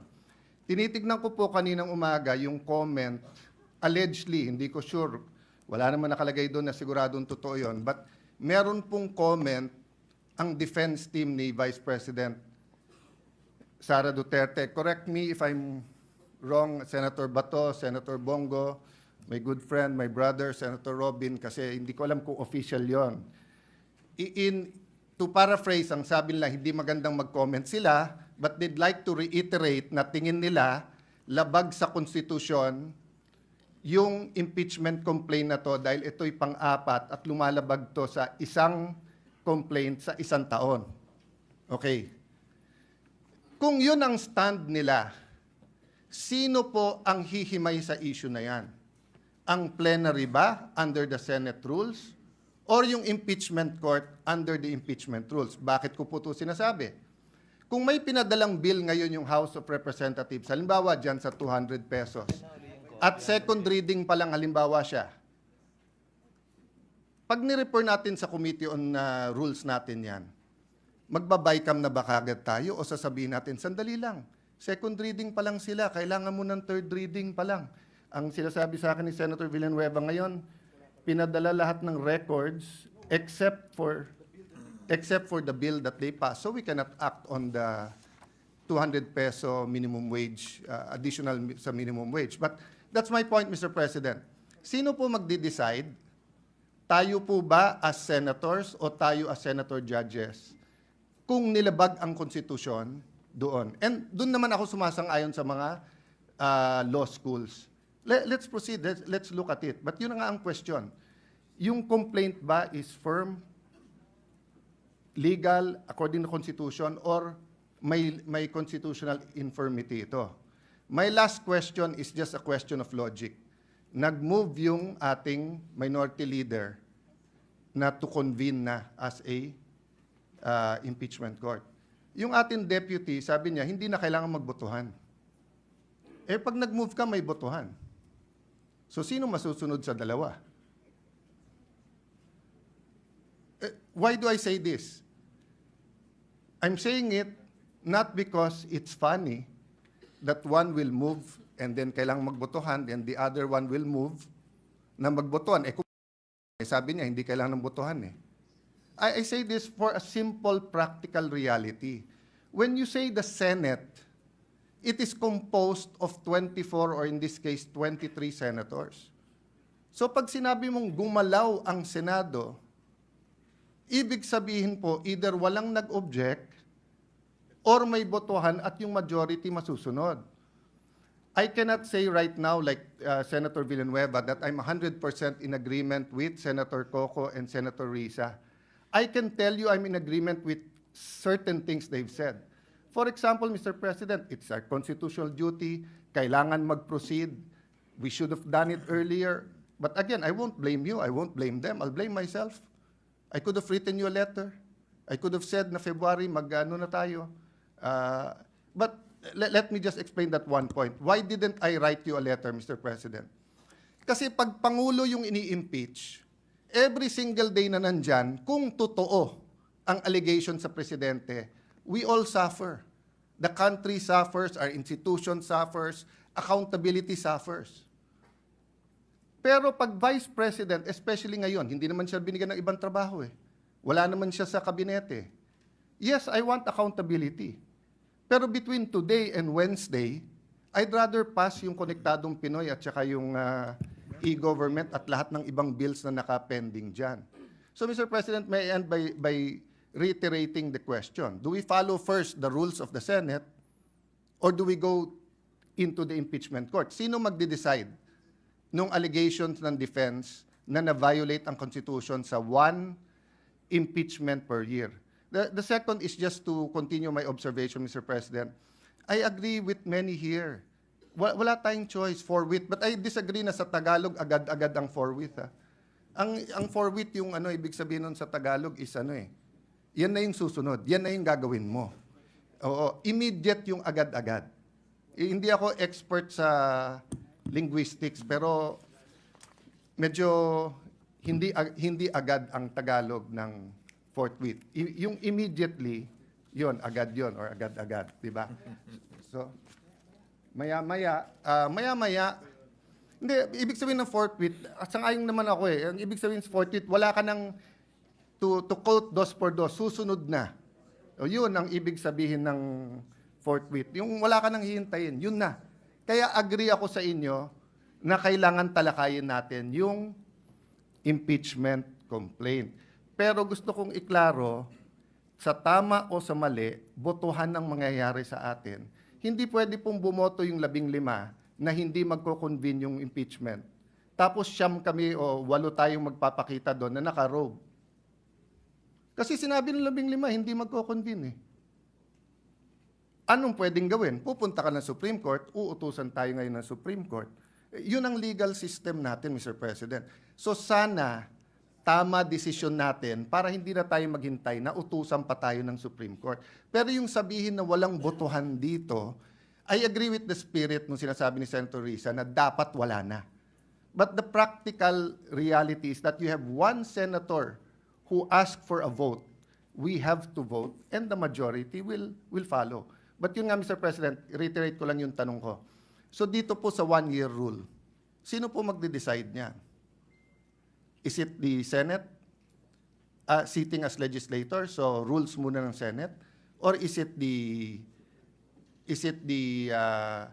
impeachment court? Because if it is the Senate, we cannot yet convene as an impeachment court because we haven't tackled that issue. But if it is the impeachment court, then we can go, and that's the first issue that we will have to tackle, whether it is a valid complaint. No? At tinatanong ko lawyers ko, hati din po eh. Sabi nung kalahati, hindi, dapat yung Senate kasi it's treated like any other legislative matter. Titignan muna natin kung tama yung pagka-transmit sa atin. Eh malay mo, transmit sa atin, nahack pala, hindi pala galing sa House of Representatives. That might sound like a silly example, but it is.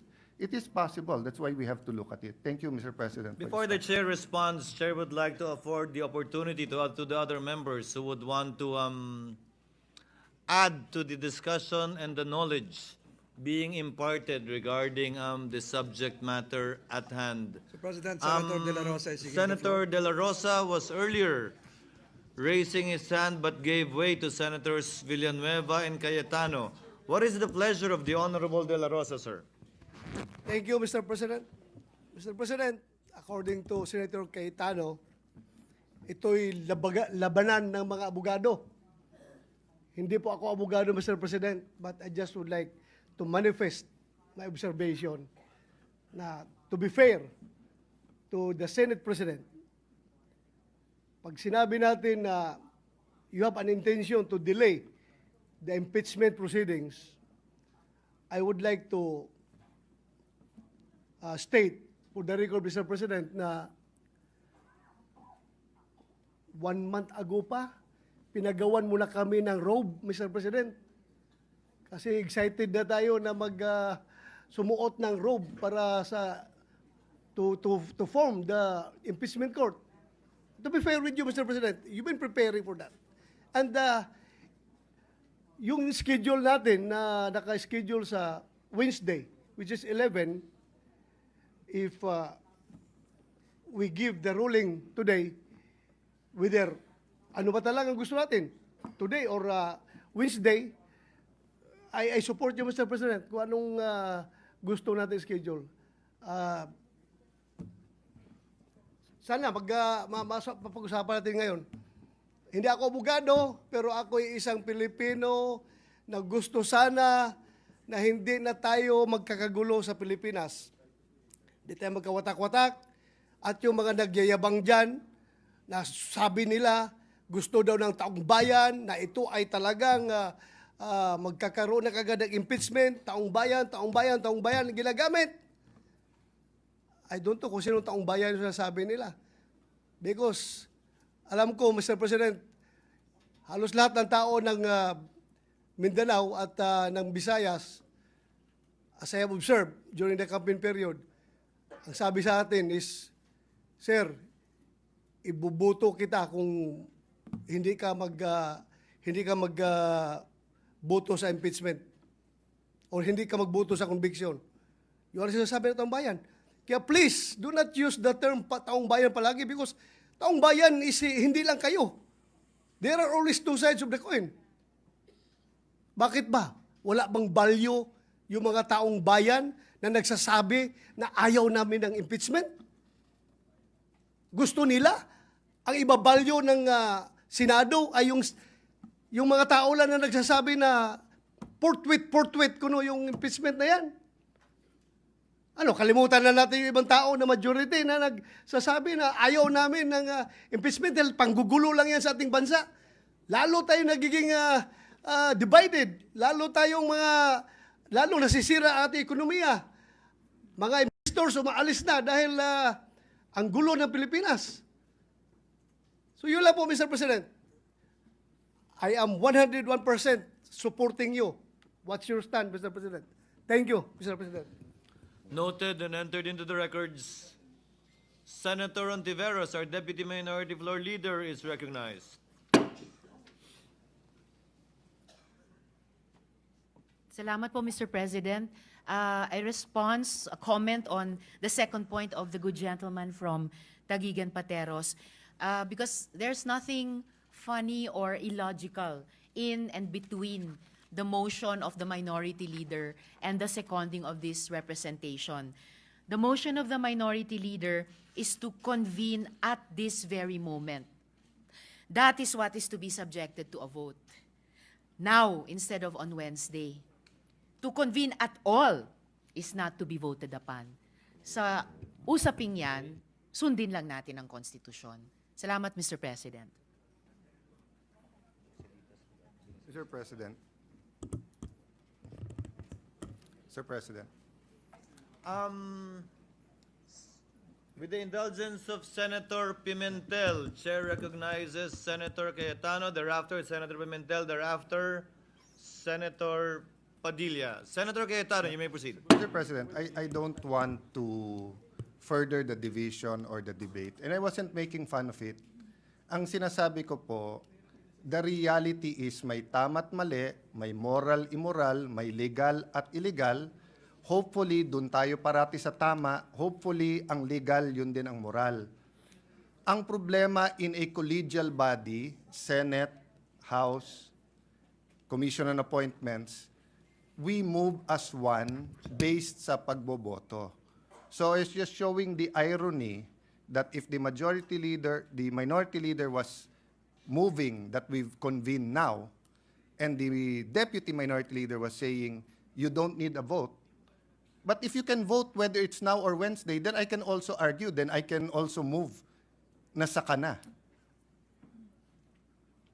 If you can vote whether today or Wednesday, then you can also vote na next Monday or next Thursday. So that is the paradox we are in today. So whatever decision we make, sana may wisdom. Sana matupad ang konstitusyon, dapat matupad ang konstitusyon, dapat ang kalooban ng ating mga kababayan. But the reality is po, we will be acting as a body and the vote will matter. So yun lang po, and I don't have a debate. I respect what the majority and deputy minority leader has stated. You know, as I said, some of what they say I agree with, but we have to find it in our hearts that even if we disagree, we support the chamber. Mr. Senator President. Pimentel, thereafter Senator Padilla. Senator Pimentel, you may proceed. Just to respond to some of the points raised by Senator Joel Villanueva.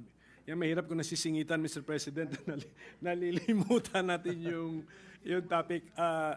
Mr. President, siguro i-inform ko lang yung body, no, na yung referral of an impeachment of the articles of impeachment to the Committee on Rules is not found in the rules of the Senate as a legislative body, and it's not found in the rules of the Senate as the impeachment court. So you cite past practice. Okay. But then, It's the reading. I don't think the Senate President will dispute my projection or my anticipation that he intended actually to introduce something new. For this particular impeachment case, he will refer it, the plan of the Senate President is to refer the after the reading, no, the read articles of impeachment directly to the impeachment court. So ibig sabihin nun, talagang pwede tayong mag-introduce ng innovation because the past practice is not supported by the letters of our two sets of rules, Mr. President.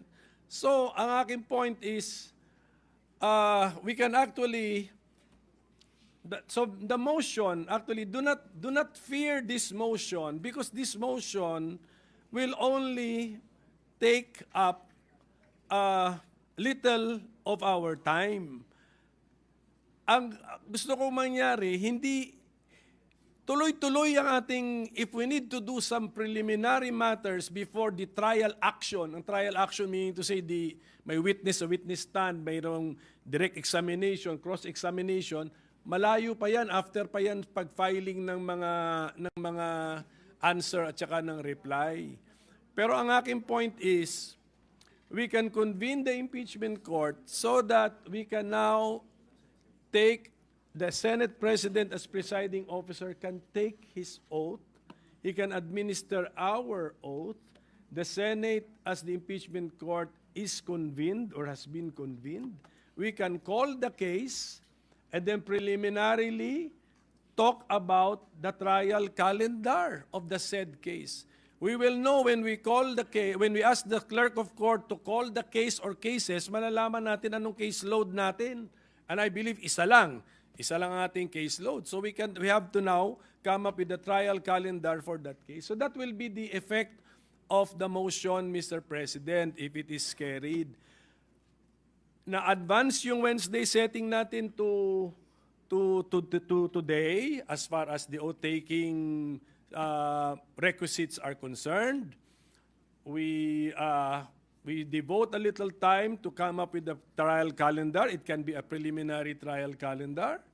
And if we are now convened as a court, the other motions I will take up, like now asking the House of Representatives panel of prosecutors to appear before us tomorrow, no longer on Tuesday, on Wednesday. Kaya naman gawin. Kung nagawa nga to June 11, hindi rin masama na pwede rin magawang June 11 to June 10. So, and that will be brought up before us acting as a court already, Mr. President. Kasi court matter na yung case matter na po yun. So that's the explanation, Mr. President, para baka akala ninyo back down na tayo. Worried si Senator Alan Cayetano sa kanyang e-gov at saka Konektadong Pinoy. Suspended lang po yung legislative business natin for maybe 1 to 2 hours, 1 hour and a half. We can go back to our legislative business, Mr. President. But at least we have convened the court. And then sunod lang tayo sa Constitution kasi we should also believe that the Constitution has its own wisdom. Kasi ratified din ng taong bayan po yan. Baka nalimutan natin. Ratified by the people ang ating Constitution. So, yes, thank you. Before recognizing Senator Villanueva, just for the information of Senator Pimentel, it's not only eGov and Konektadong Pinoy that's ready for ratification. Ready for ratification would also include the virology bill, the expanded Philippine Science High School system, and the 99-year lease bill. Just for the record. I think, Mr. President, since I still have the floor, I think last session day natin, we suspended, we adjourned at close to midnight. So it doesn't The matter. first session day, we Yes, also nearly midnight. 1 hour to 2 hours devoted for the impeachment court, I don't think will harm us, Mr. President. With the permission of Senator Villanueva, Senator Padilla had earlier, on this Yes, point. because in relation to what the minority leader with the stated. indulgence of Senator Just Padilla. very quick, Mr. President, in relation to the statements made by our minority floor leader. Senator Thank Villanueva you, may Mr. proceed. President, let me put on record also, Mr. President, that I welcome innovation. I welcome what do you call that, Mr. President, when we will no longer refer it to the Committee on Rules and ask perhaps one of the prosecutors to read the articles of impeachment and all the cases thereon. I don't have problems with that, Mr. President. And again, as mentioned earlier, I agree, Mr. President, that we need to convene as soon as possible the impeachment court. But my only question, Mr. President, is if we are not violating our rules because, Mr. President, hindi na ho ba importante na maglabas po kayo ng notice? Hindi ho ba yun ang dahilan kung bakit kayo sumulat na i-schedule nung June 2, tapos ngayon June 11, tapos ngayon magbabago po tayo? Hindi na ho ba kailangan yun? And if it is not, Mr. President, then I will vote for it, Mr. President. I will go with then that's the reason why I'm clarifying all these issues, Mr. President. Kung hindi na kailangan magbigay ng notes, because at the end of the day, we wanted to protect and give importance to due process, Mr. President. That's all I'm saying, Mr. President. We don't want any legal infirmities, Mr. President, along the way. And I know that once we convene as an impeachment court, marami pa ho tayong mapag-uusapan ng mga issues. Maraming salamat, Ginoong Pangulo. Thank you, Senator Robin Padilla, for yielding the floor to this representation. Thank you. With the indulgence of Senator Pimentel, Chair would now like to recognize Senator Padilla. You may proceed, sir. Maraming salamat po, Ginoong Pangulo. Katulad po ng sinabi ni Senator Joel Villanueva, ako po ay hindi po ako abogado, katulad po ni Senator Bato. Pero sa maikling panahon ko po dito, lagi natin binubuksan ang ating rules. At yan po ang unang-unang dinala sa akin nung ako po ay nanalong senador at ako po ay pinuntahan ng sekretariat, ang una pong binigay sa akin ay yung rules.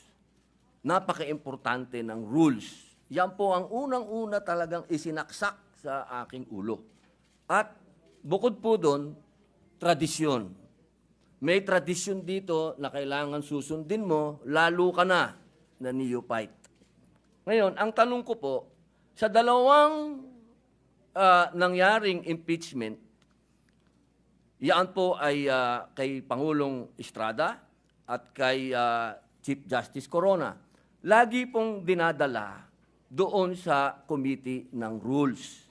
At yan po ay inaasahan natin sa pagkakataong ito na doon uli makarating. At hindi naman din po ako kumokontra, katulad din po ni Senator Villanueva, kung meron po tayo mga gustong baguhin, bakit naman po ako kokontra? Dahil yan nga po ang gusto ko, yan ang aking tagline, pagbabago. Pero hindi naman po siguro dapat sa oras na ito. Bakit naman sa oras na ito tayo gagawa ng isang bagay na katulad din po ng sinabi ni Senator Bato de la Rosa, talaga po bang tayo ay gusto nating magkahiwa-hiwalay na talaga? Yung po bang bansa natin talaga, gusto na nating gutay-gutayin? Kung meron po tayong gustong baguhin, hindi po dapat siguro yan sa oras na ito, sa panahon na ito, at sa pagkakataon na ito. At katulad din po ng sinabi ko, lagi ko pong sinasabi, paulit-ulit, hindi po ako abogado. Ako po ay madalas akusado. Ako po ay ex-convict. Kaya ako po ay sanay sa korte. Ako po ay laging humaharap sa korte. Lahat po ng mga proceeding ng korte na abutan ko na hanggang po sa pakakakulong. Kailangan po siguro maipaintindi po natin sa lahat na due process. Kailangan dumaan po tayo sa due process. Hindi po tayo pwedeng palundag-lundag. Yun lamang po. Maraming salamat po, Ginoong Pangulo. Thank you, Senator Padilla. Senator, what is the pleasure of the Honorable Ejercito? Yes, Mr. President, just like to second the motion of You may proceed, sir. the parliamentary inquiry, Mr. President, doon po sa punto na niraise po ni Senator Villanueva regarding at present the rules of impeachment trials, the Senate has a duty to inform the House of Representatives that we are ready to receive the prosecutors. My inquiry is that in case we act on the motion of the minority, that we proceed immediately, are we obliged as a body, as a Senate, obliged to issue new sets of notices? Yun lang po ang inquiry ko, Mr. President, because from what I gathered, that it's our duty to inform the House that we are ready to receive the prosecutors, and likewise, probably the Vice President as the accused in this case, Mr. President. Mr. President.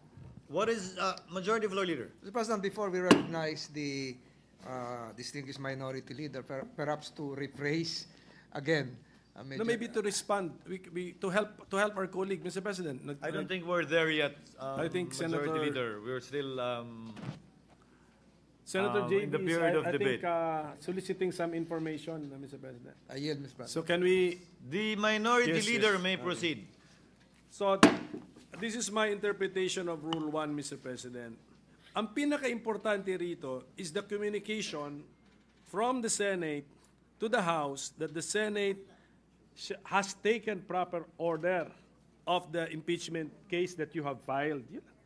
Yung mga detalye as to when na-adjust, yung original nga niya na June 2, na-adjust niya to June 11 in a subsequent communication. So my point is, if we convene as a court now, and then as a court agreed to advance their appearance before us to tomorrow, we just also communicate. But you can also you can also disagree and that maintain the appearance sa Wednesday. But the point is, my motion is to convene as a court now. We take our oaths now. The impeachment court has been convened.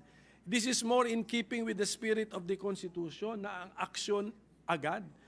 Tapos pala, balikan ko na lang yung issue kanina just for the record kasi yung pagtagalog ko or yung pag-Filipino ko sa provision na English na nasa Constitution, doon yun sa official Filipino version.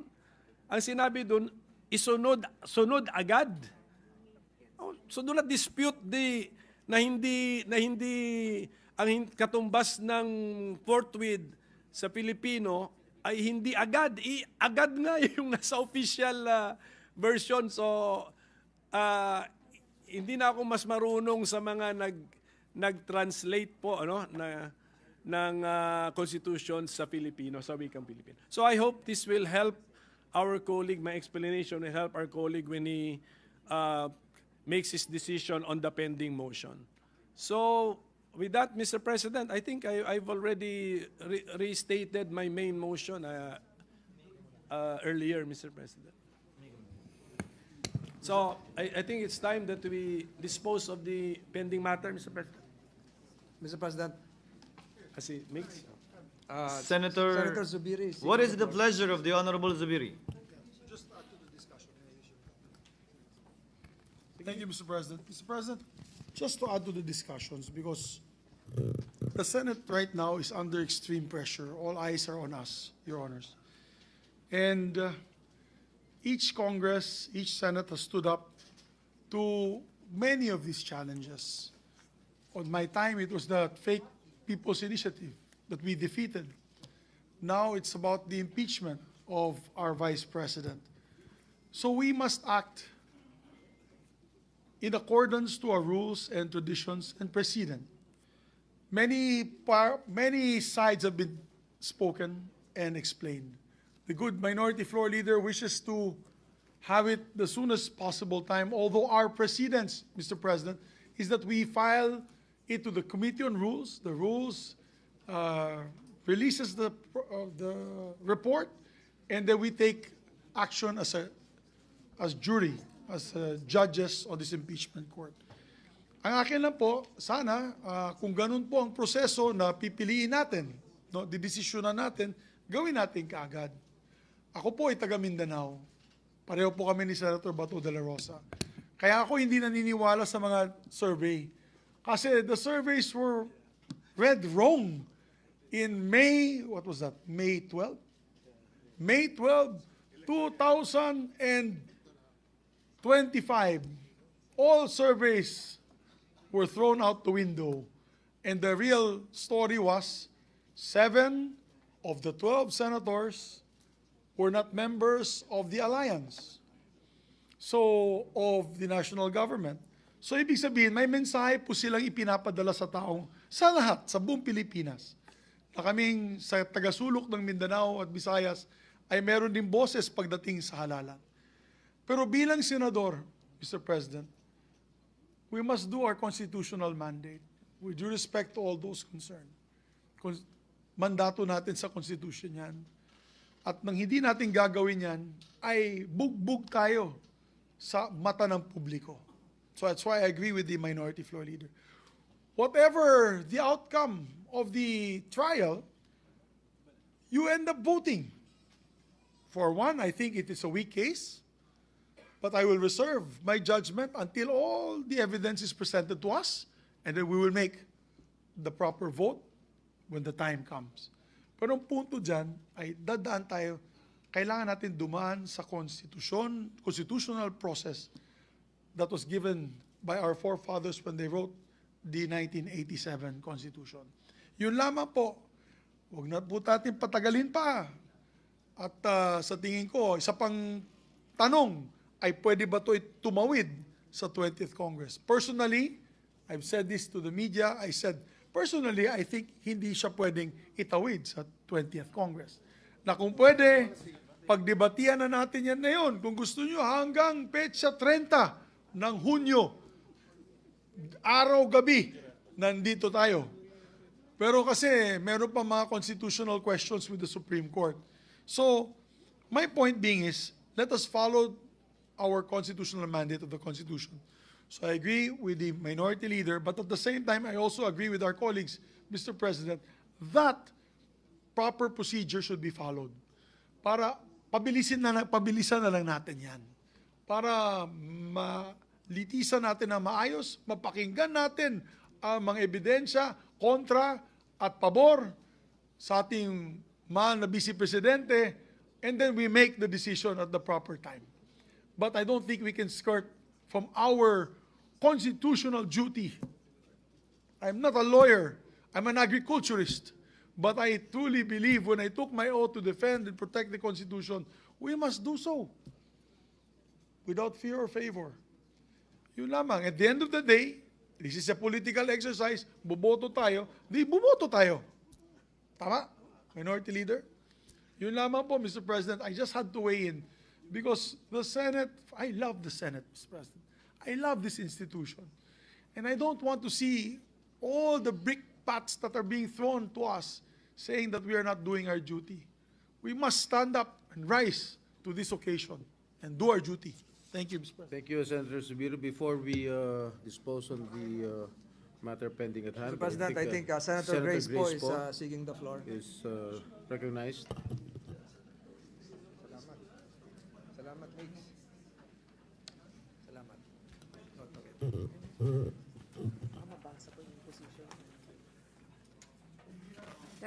Mr. President, it's really, I think, beneficial for all of us to have heard also the opinions and also the research of our colleagues, particularly what was mentioned by both Senator Coco and Senator Risa, na it doesn't really matter what our personal opinions are with regards to the issue. What we are really trying to follow right now is what our mandate is, which is to actually make sure that we exercise this right to hear the cases on both sides. Eh, hindi pa na nga natin naririnig yung mga kaso dahil hindi pa nga napepresenta. Hindi tayo makakagawa ng mga desisyon ukol dyan. At saka kami rin po, hindi na rin kami aabot doon sa punto kung saan magkakaroon ng desisyon. Pero naniniwala ako na ito nga ay ating responsibilidad na dinggin.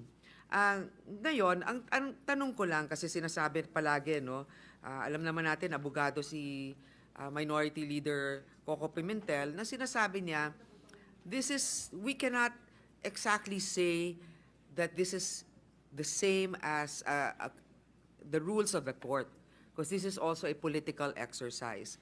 Meaning, I also agree that it can continue. Kasi nga, di ba, yung sa Senate Electoral Tribunal cases na natapos na yung isang Congress, ay patuloy pa rin yung mga kaso dyan.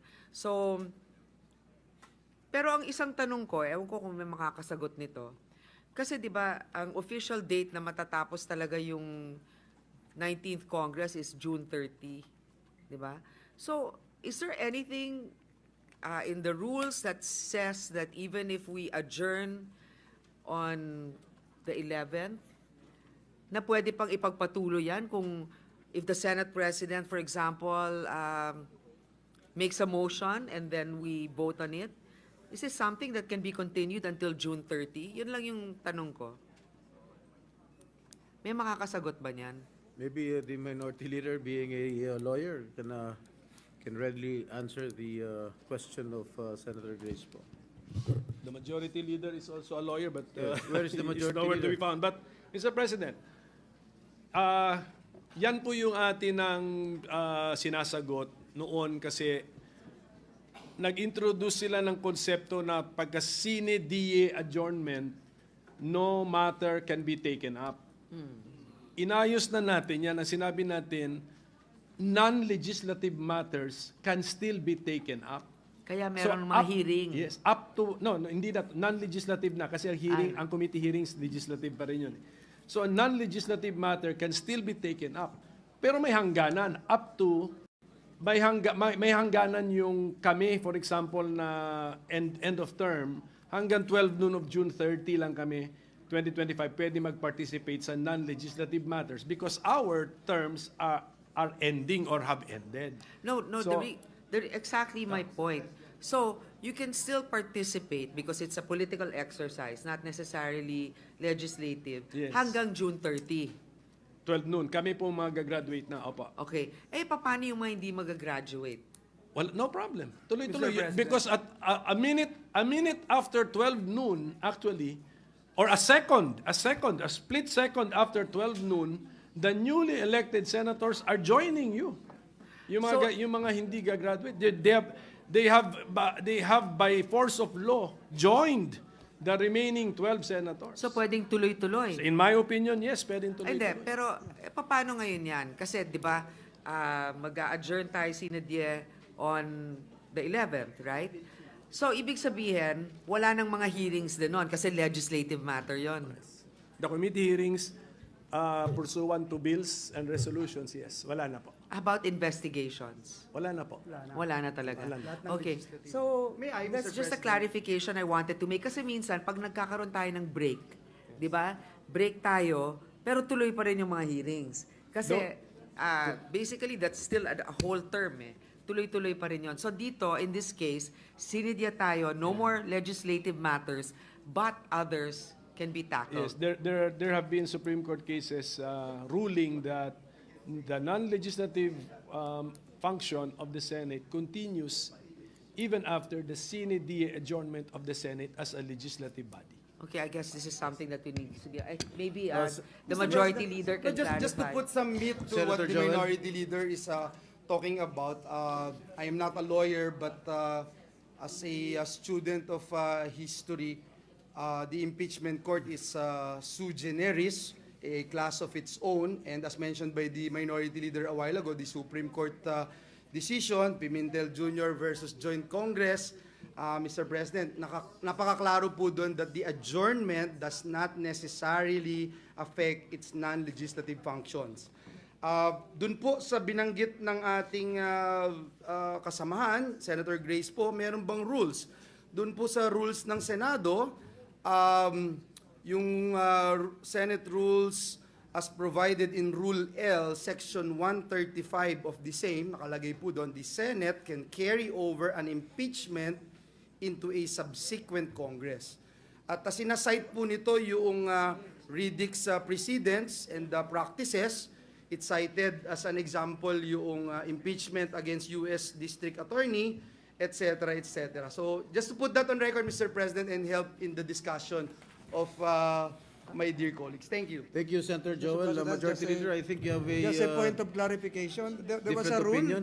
There was a rule mentioned pronouncing a carryover. May we know the Yes. exact page of the rule? Maybe Senator Coco Pimentel. May you please answer the query of the Majority Leader, Mr. Minority Leader? The exact provision, Mr. President.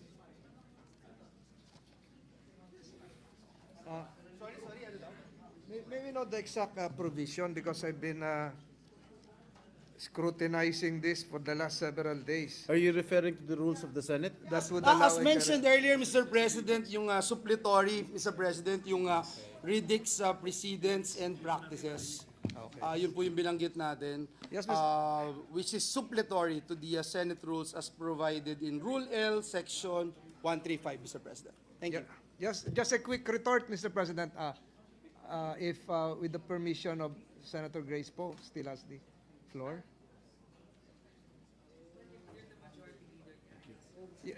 Just a quick retort. Alam mo, Mr. President, lagi nababanggit yung i-clarify ko lang. Matagal ko nang gusto itong i-clarify ito. Meron daw mga Supreme Court decisions na sinasabi pwedeng ituloy yung non-legislative functions. Binabanggit yung Pimentel versus the Pimentel case, National Board of Canvassers. Meron pang binabanggit yung I think Francisco. Mr. President, let me just clarify this. For the sake of academic and scholarly good atmosphere for law students and members of the bar as well. Alam niyo po, yung mga binabanggit na non-legislative functions, wherein the Supreme Court allowed the continuation way beyond the period of, or the lifespan of a Congress, refers to a periodically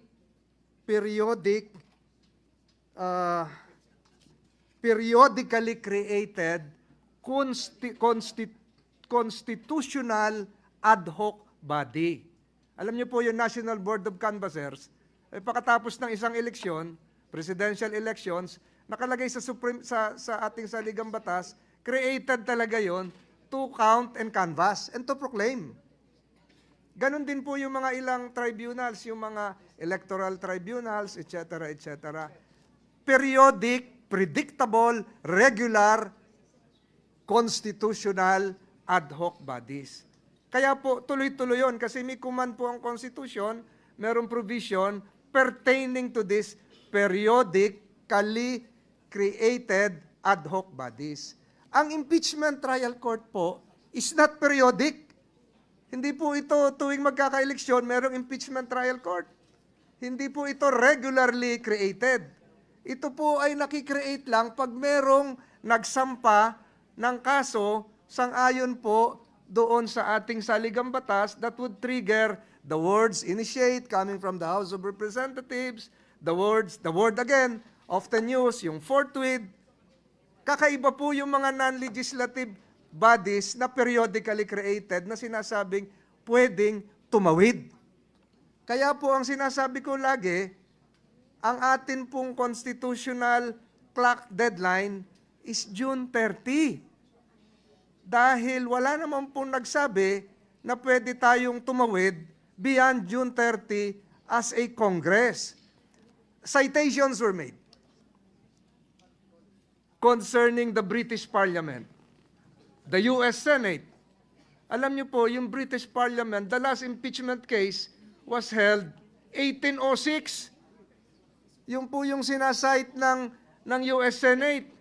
Pero those bodies are structurally different from the Philippine Senate. Kaya hindi po tayo continuing. Pwede sabihin, partially continuing. We all cite cases with reference to continuing body words coming from decisions of the Supreme Court interpreting the 1935 Constitution. Ito yung sinabi ko last week, na yung 1935 Constitution, ang eleksyon ng senador, 888. Meron lagi na iiwan 16. Ganon din po sa British Parliament na yung House of Lords ay naiiwan because lifetime po sila. Yung life peers, yung hereditary peers, yung religious peers, 780 members of the British Parliament, yung House of Lords, forever na po yun, kaya continuing po sila. Yung po yung sinasite ni na Jefferson, yung po yung sinasite ng US Senate, kasi po, ginaya po nila yung US Senate, 100 senators, 67 naiiwan dahil 33 ang na ini-elect every 2 years. So, structurally different po ang Philippine Senate under the 1987 Constitution. Kaya hindi po pwedeng tumawid. Sa mga nakikinig ngayon, nagkaroon ba ho ng dereliction of duty, remiss ba ho ang Senado? Hindi po. Naniniwala po tayo, sinabi kanina na sinimulan po ni Senate President. Ako nga po kanina, for the information of this body, para po magkaroon ng semblance of rules, sinabi ko, we can do this in 19 days. I filed Senate Resolution 1367 para makita kaya natin gumawa ng trial calendar. Sabi nila, napakabilis yung 19 days. Si President Trump na-impeach 5 days. Si President Clinton, maigsi din po yun. So, ibig ko sabihin, Mr. President, we can still start the impeachment process, but I stick to the constitutional precept that we cannot carry over. We cannot allow a crossover or carry over because it is not part of the Constitution. We can only interpret the word as enshrined in the Constitution. We can still start the impeachment process, but I stick to the constitutional precept that we cannot carry over. We cannot allow a crossover or carry over because it is not part of the Constitution. We can only interpret the word as enshrined in the Constitution. I'm sorry, Senator Grace, I've taken much of your time. No, I just actually- responded to some queries, statements No, made a while ago, and just to spread this into the record before we again ask the good minority leader to perhaps rephrase his motion. No, I think it's very important for us to hear all sides with regards to the matter. And what just to clarify what the gentleman from Cavite is saying, that sige, dinggin natin ito hanggang 30th ng June, pwede. Huwag lang tayo lalagpas doon sapagkat hindi na pwede. Correct. Okay, ngayon, ito yung tanong ko, yung sa respondent, meron siyang apparently 10 days para sumagot, di ba? Hindi pa na-file na ba sa Committee on Rules dito? Not yet. So, has she been notified already of what she has to face and has the 10 days started? Not yet, right? Not yet. Okay, so meaning, if let's say we start on the 11th, which is Wednesday, or even tomorrow, which is the 10th, so hindi pa talaga sila pwedeng humarap hanggang 20th. Kasi 10 days di ba? So, pwede ba tayo magkaroon ng hearing na yung respondent ay hindi pa ready with her reply? I mean, is there a process within the impeachment that does not require the respondent to be present yet? It's just a presentation of, I don't know, evidence. I mean, this is just a parliamentary query. Meron po kasi magko-constitute nga as an impeachment court at manunumpa. Manunumpa yung Senate President as the presiding officer of the trial court. Manunumpa rin po lahat tayo. So hanggang as panunumpa members lang. of the... How about the presentation of evidence? Pwede ba? Wala pa ho. Wala pa ho. Yung presentation ng articles of impeachment to be done by the panel of prosecutors. Yung susunod-sunod, pag nagkaroon na ng joinder of issues after the submission of the answer, doon na po matitrigger po yung iba.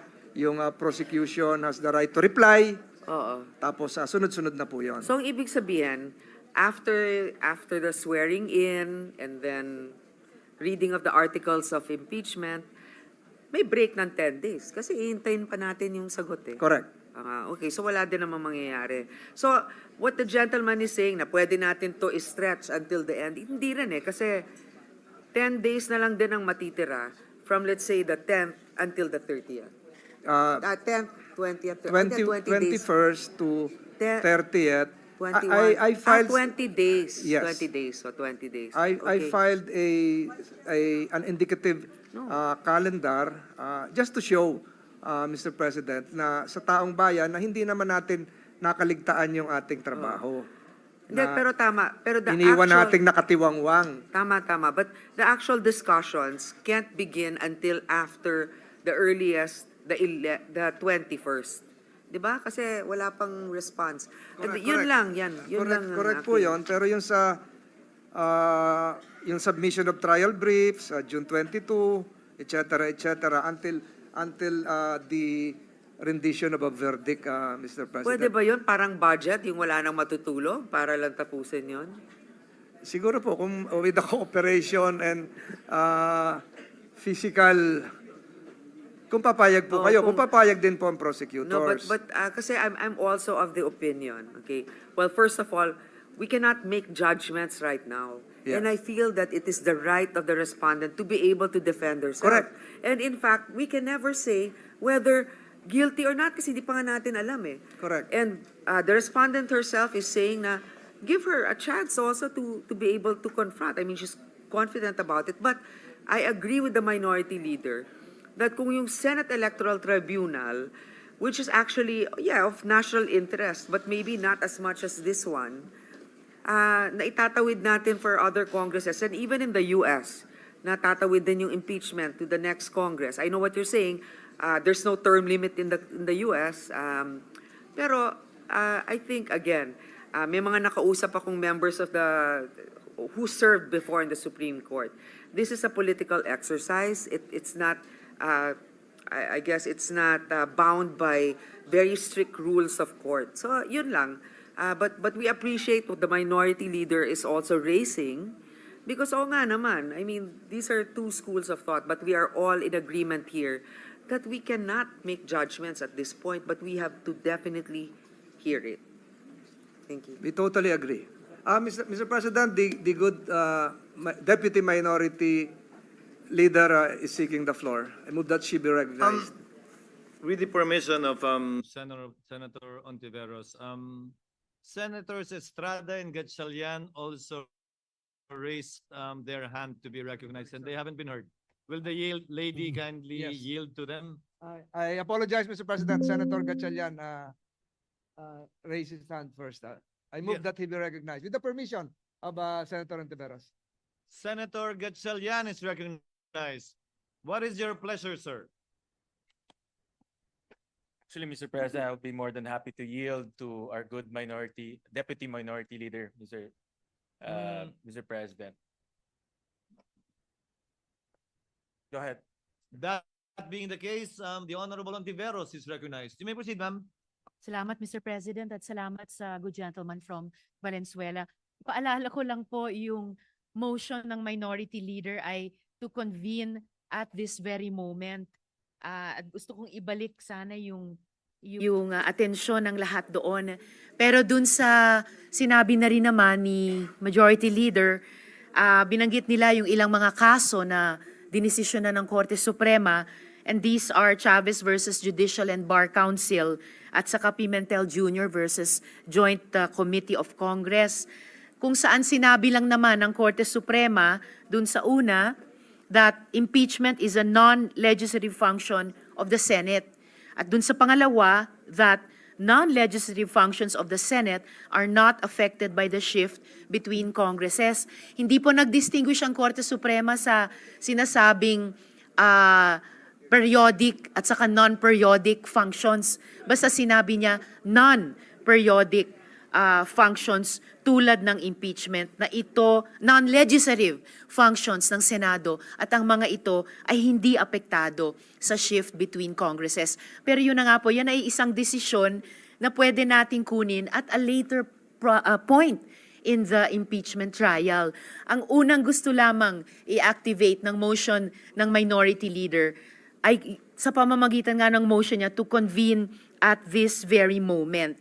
And bago ko tapusin itong intervention, Mr. President, at ibalik nga sa motion ng Minority Leader, quick comment lang dun sa ni-raise ng good gentleman from Davao dahil nakabalik na rin sila sa floor tungkol po sa kagustuhan ng Pilipino, no, at iba pa dito sa usapin ng impeachment trial.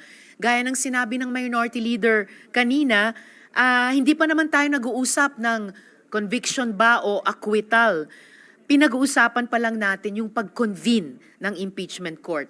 Kaya ano yung masamang maidudulot ng panunumpa natin. At ito, kailangan nating desisyonan. Yes, alang-alang sa taong bayan, lahat po tayo ay mayroong hindi lang karapatan pero responsibilidad, pag-isipan at pag-usapan ang taong bayan. So lastly, again, Mr. President, ibalik ko lang dun sa motion ng Minority Leader, which is simply and importantly to convene at this very moment. Salamat, Mr. President.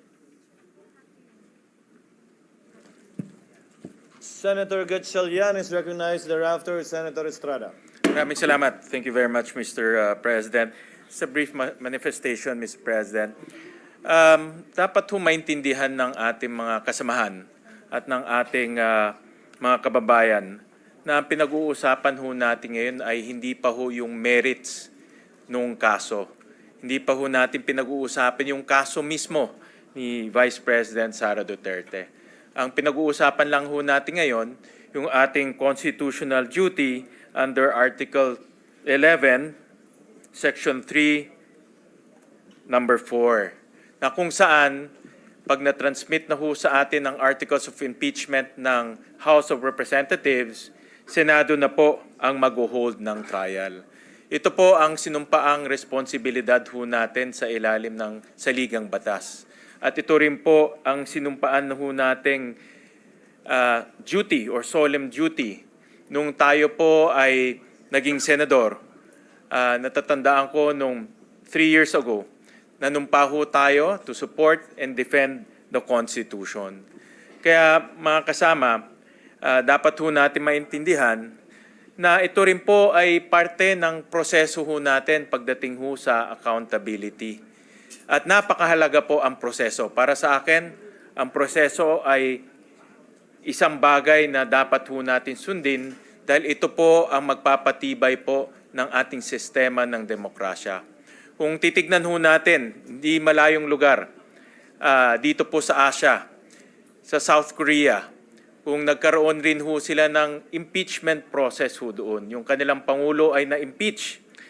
At nung yun po ay nangyari, katulad rin po sa atin, marami rin po lumabas sa kalsada, marami rin po nagpapahiwatig ng kanilang saloobin, at mukhang magulo pag nanonood ho tayo ng telebisyon. Pero kung tatanungin ho natin yung mga investors, tatanungin din ho natin mga kaibigan ho nating South Korean, kampante ho sila na hindi ho mangyayaring isang napakalalang gulo sa kanilang lugar dahil alam nila ang proseso ay nasusunod. Yung proseso ng impeachment sa kanilang bansa ay nasusunod. At ganun nga ho ang nangyari. No, nagkaroon ho ng pagdinig, na-impeach yung kanilang Pangulo, nagkaroon ho ng isang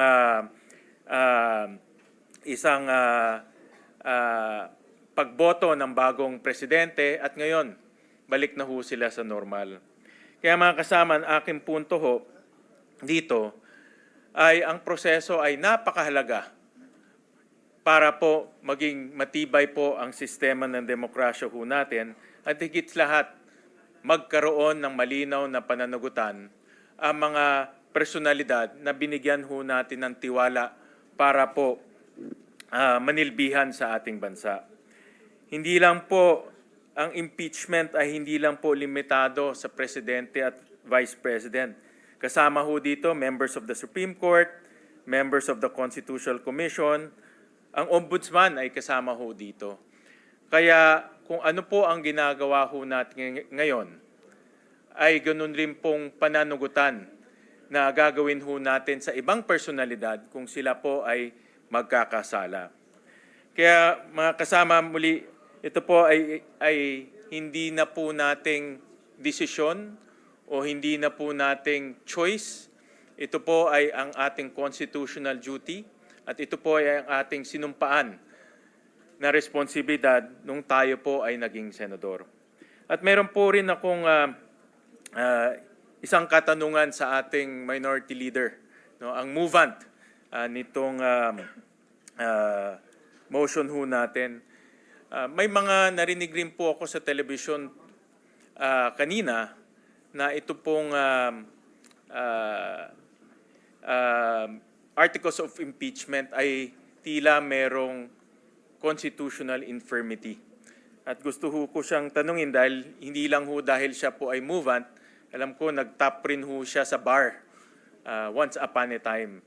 Kaya gusto ko malaman gusto ko marinig ang kanyang opinion na meron ba hong kapangyarihan ang Senado para po desisyonan kung ang articles of impeachment ay dapat po dinggin o hindi dinggin dahil po sa mga komplikasyon or constitutional infirmities na opinion po ng ibang mga abogado.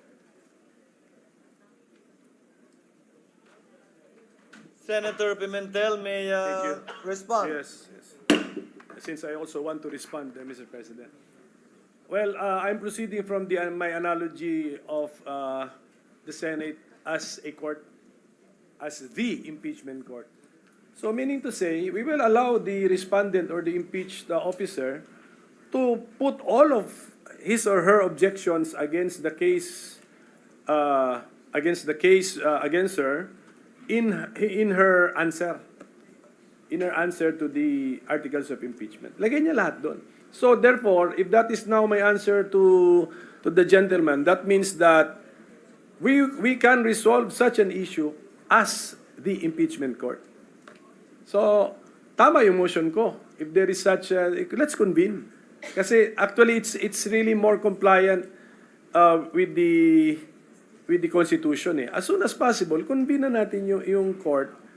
And then ulitin ko, ang purpose natin today is for the presiding officer to take his oath, for the presiding officer to administer our oath, to call the case against the Vice President, and then we can come up with the calendar for the trial of the said case. So part na dun sa trial, sa calendar for the trial of the said case, kailan mag-a-appear ang House Panel of Prosecutors. Okay, if we will not touch the original plan of the Senate President, that means sa Wednesday pa yun so June 11, Wednesday ng 4 p.m. But of course, we as a court, we can advance that appearance. Simple communication lang naman yun, or notice to them to come here tomorrow. Kunyari, if should my motion prevail. But such an allegation of that the articles of impeachment is constitutional infirm and therefore should not be heard, is that within the ambit or within the jurisdiction of the impeachment court to determine under the Constitution and also as well as under our rules? Well, in the name of due process and to be fair to the respondent or the impeached officer, we should allow that person to put everything there, lahat ng objections niya against the case against her or him. So, lagay niya lahat doon. Ngayon, we can now debate now as a court. Ang reading ko kasi, trial by the Senate shall forthwith proceed. We will not entertain any motion to dismiss because we should try. But at the end of the proceedings, when we make our judgment, we can, of course, incorporate into our way of thinking, in our reasoning, to help us come up with our final judgment or the judgment to the final question, we can use the arguments presented by the parties.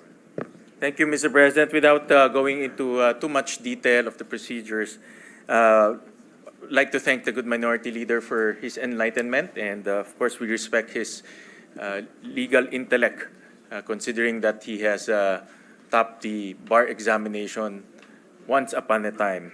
And once again, I thank the body for listening to this representation's manifestation. Maraming salamat po, Mr. President. Thank you, Senator Gatchalian.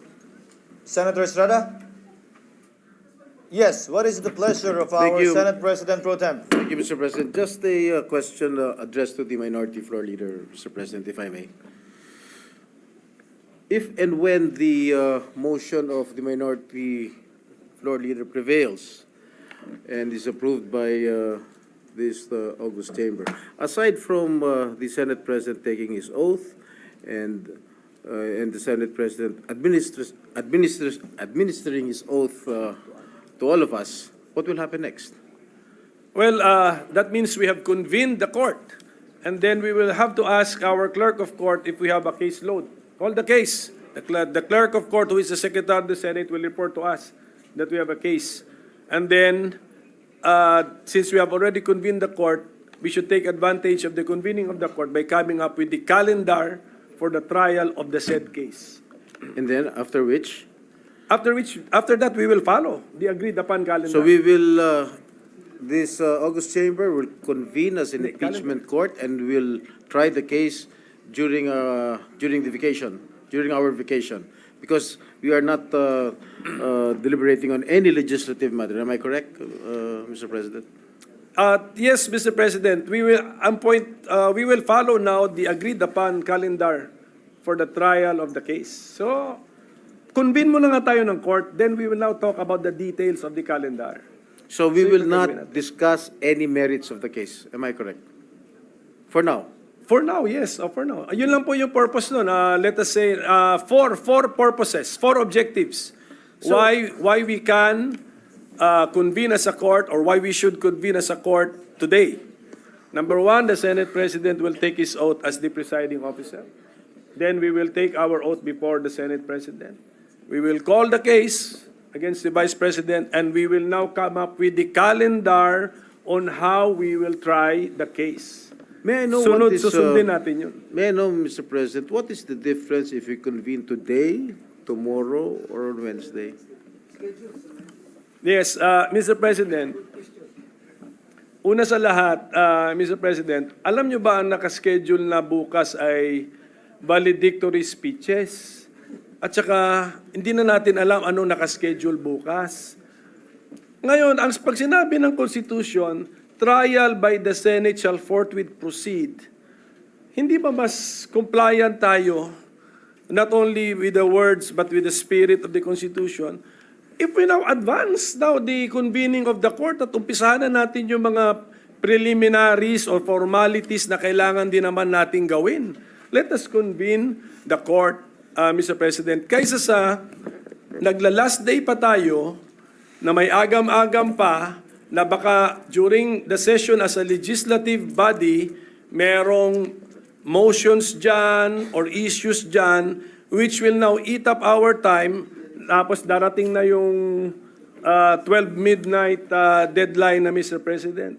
And nangyari yun because nung Tuesday ay pinuno na lang natin yung ating agenda para may magawa tayo. Although valedictory speeches are important, no? Kasi para marinig nyo nga yung thank you naman namin sa lahat po ng maiiwan. But we could do that on Wednesday. So, my position is, it is more in keeping with the spirit, more compliant with the spirit and wording of the Constitution if we now convene as an impeachment court and do these important matters also in the organization of the Senate as the impeachment court. The chair will relinquish my position in a while in order to speak in plenary, on the floor rather. But just to answer that point of the Honorable Mintel, kaya po in-schedule ang valedictory bukas dahil nakaschedule po yung impeachment nga dapat sa Wednesday. Mahabang usapin yun, kinilala namin yun, kaya bukas in-schedule yun. Kung gagawin ngayon, natural, huling araw yon sa Wednesday. Dahil hindi pa natin alam ng mga panahong yon kung kaya na nga ba ng hanggang Lunes na maratify lahat ng mga hinahabol nating panukalang batas. Just for the record, and lest aspersions be cast na magbabaledictory na kayo, hindi pa nyo ginagawa, because that was the schedule and nobody questioned it until today. So that was scheduled supposedly on that date. But just on that point, Senator Estrada may proceed. No, I have no more questions. Yes, I think the Senate President has already voiced out his own opinion during one of his press conferences. But I'd rather say it on the Yes. record here too, Your Honor. Senator Tulfo intimated to this representation his desire to speak on the matter as well. Mr. President, I'd like to make a very short manifestation. Nahalata ko kanina pa tayo back and forth, para nag-aaway na tayo dito. To solve the impasse siguro, we'll have to put it in a vote, whether to convene today or tomorrow. Somehow we have to convene come what may. Magbutuhan na lang tayo para matapos na. Baka abutin tayo hanggang madaling araw, hindi pa rin natin napag-alalaman kung ano talaga ang dapat gawin natin. Let's do it. Let's put it in a vote. Tonight ba tayo magbotohan or tomorrow? I mean, magbobotohan tayo whether we convene today or tomorrow. That's it, plain and simple, para matapos ng problema natin dito ngayon. Duly noted. Today or Wednesday? Kasi there are senators who want it to be on Wednesday. May mga senador na gusto ngayon. Let's put it in a vote. Pero somehow we have to convene come what may. Thank you, Mr. President. Mr. President.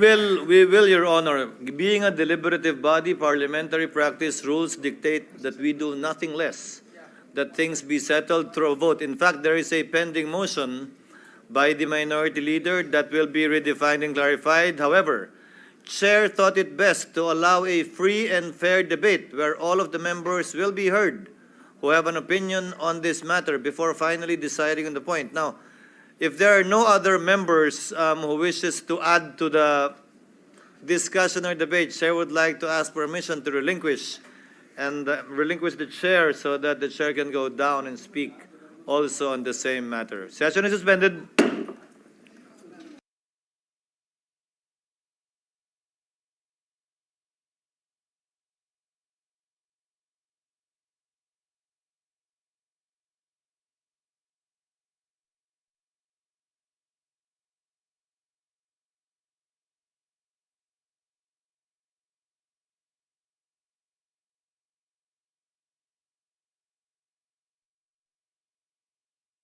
Oh.